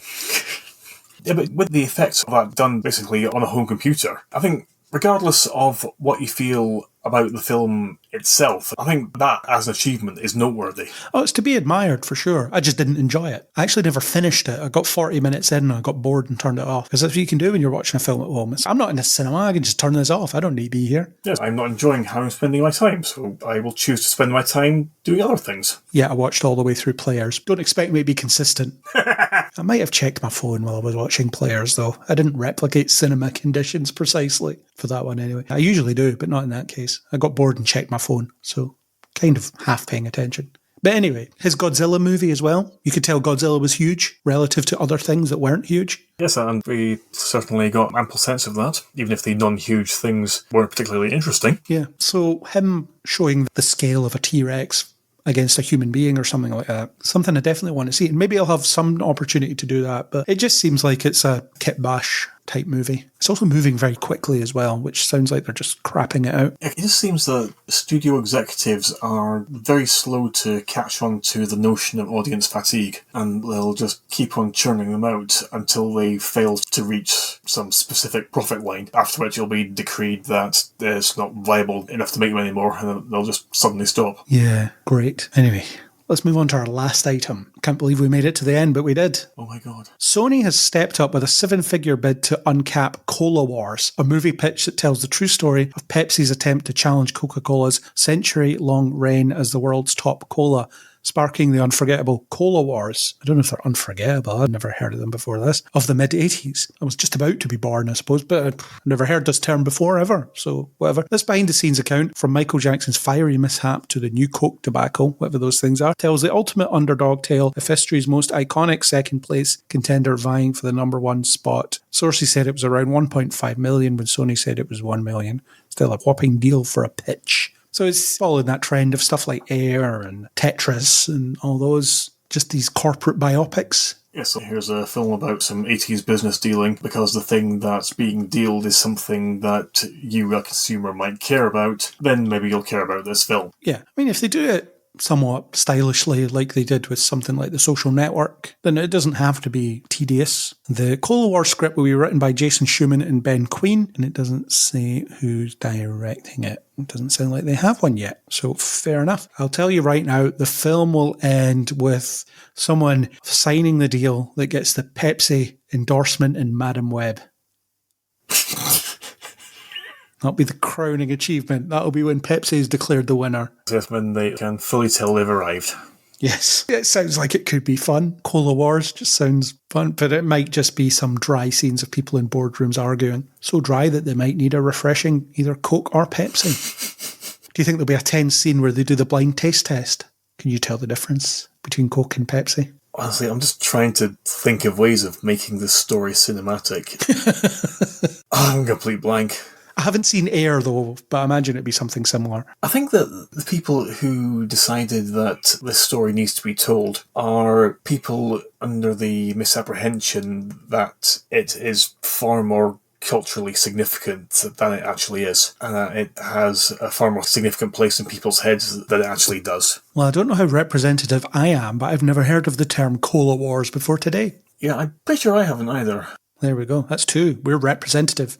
I do remember arguments about whether Pepsi was better than Coca-Cola, but it's the same kind of argument that you can have about literally any two brands that are preeminent in their particular field. Yeah. And as for New Coke, I don't actually have any notion of what it is or was. I'm just aware of it as a thing that is occasionally referenced regarding things in the 80s. Yeah, I think it's something that like The Simpsons make fun of. It's just they put new in front of it, and then that's a thing. Do you think there'll be a post-credit scene that teases Dr. Pepper? A third challenger has entered the ring, Dr. Pepper. So misunderstood. Because that was the original slogan before they changed it to what's the worst that could happen? Random trivia for you there. I'd actually forgotten that. Which I've been saying a lot lately. That's possibly something I should be concerned about. The only thing that comes to mind when I think about any kind of rivalry between Coke and Pepsi is if you're in a pub and you say, can I have a rum and Coke? And they'll say, we've only got Pepsi, is that okay? As if that would be a deal breaker for me. I always say yes, because I don't really care. I'm not fussy though, so that probably helps. No, you will not sully my rum with that filth. It's just silly, really. I don't know, it could be fun. Apparently Air is very good. And like I said, The Social Network, that was really good, despite it just being about the creation of Facebook, the story of that. It just depends how interesting the story is though. Because the thing about Tetris is, wasn't that interesting? Even though the actual story is interesting. I can appreciate how these things work at their end result. Just trying to envision exactly how that's going to be done in this specific regard isn't something I can quite see at the moment. No, but we'll find out. So we'll see how it plays out. But that's us. We did it. All the way through February's news and stuff. A long list of stuff that, let's be honest, neither of us are going to watch. Even most of. Even some of, perhaps. No, but most of the things that we are going to watch, we are going to watch the hell out of. Yes, exactly. Whether we like them or not. So that was our chat about February's news and trailers. I would like to thank Neil Stenson for the supplied music. If you like what you heard, please do hit subscribe on Spotify, Apple Podcasts, anywhere you get your podcasts, we are found. You can subscribe anywhere. And most of these places, they have inbuilt rating systems and review systems that usually follow a star rating principle. So, Andrew, how many stars should they give us? If they were feeling generous, then that would be 5. And if they weren't feeling generous, then they should give us 5 anyway. Also 5, yes. 5 in all cases. Might as well press 5, why not? And you can leave a comment as well if you so choose. If you want to discuss anything we discussed here, a long list of stuff, or anything else, you can hit us up on Facebook, Twitter, or Blue Sky under Kneel Before Blog, or you can leave a comment under kneelbeforeblog.co.uk. You can also join us on Discord. We have an engaged community of at least a listener that like to talk to us about stuff, so you can join us there too. And as always, we hope you'll join us next time on Kneel Before Pod.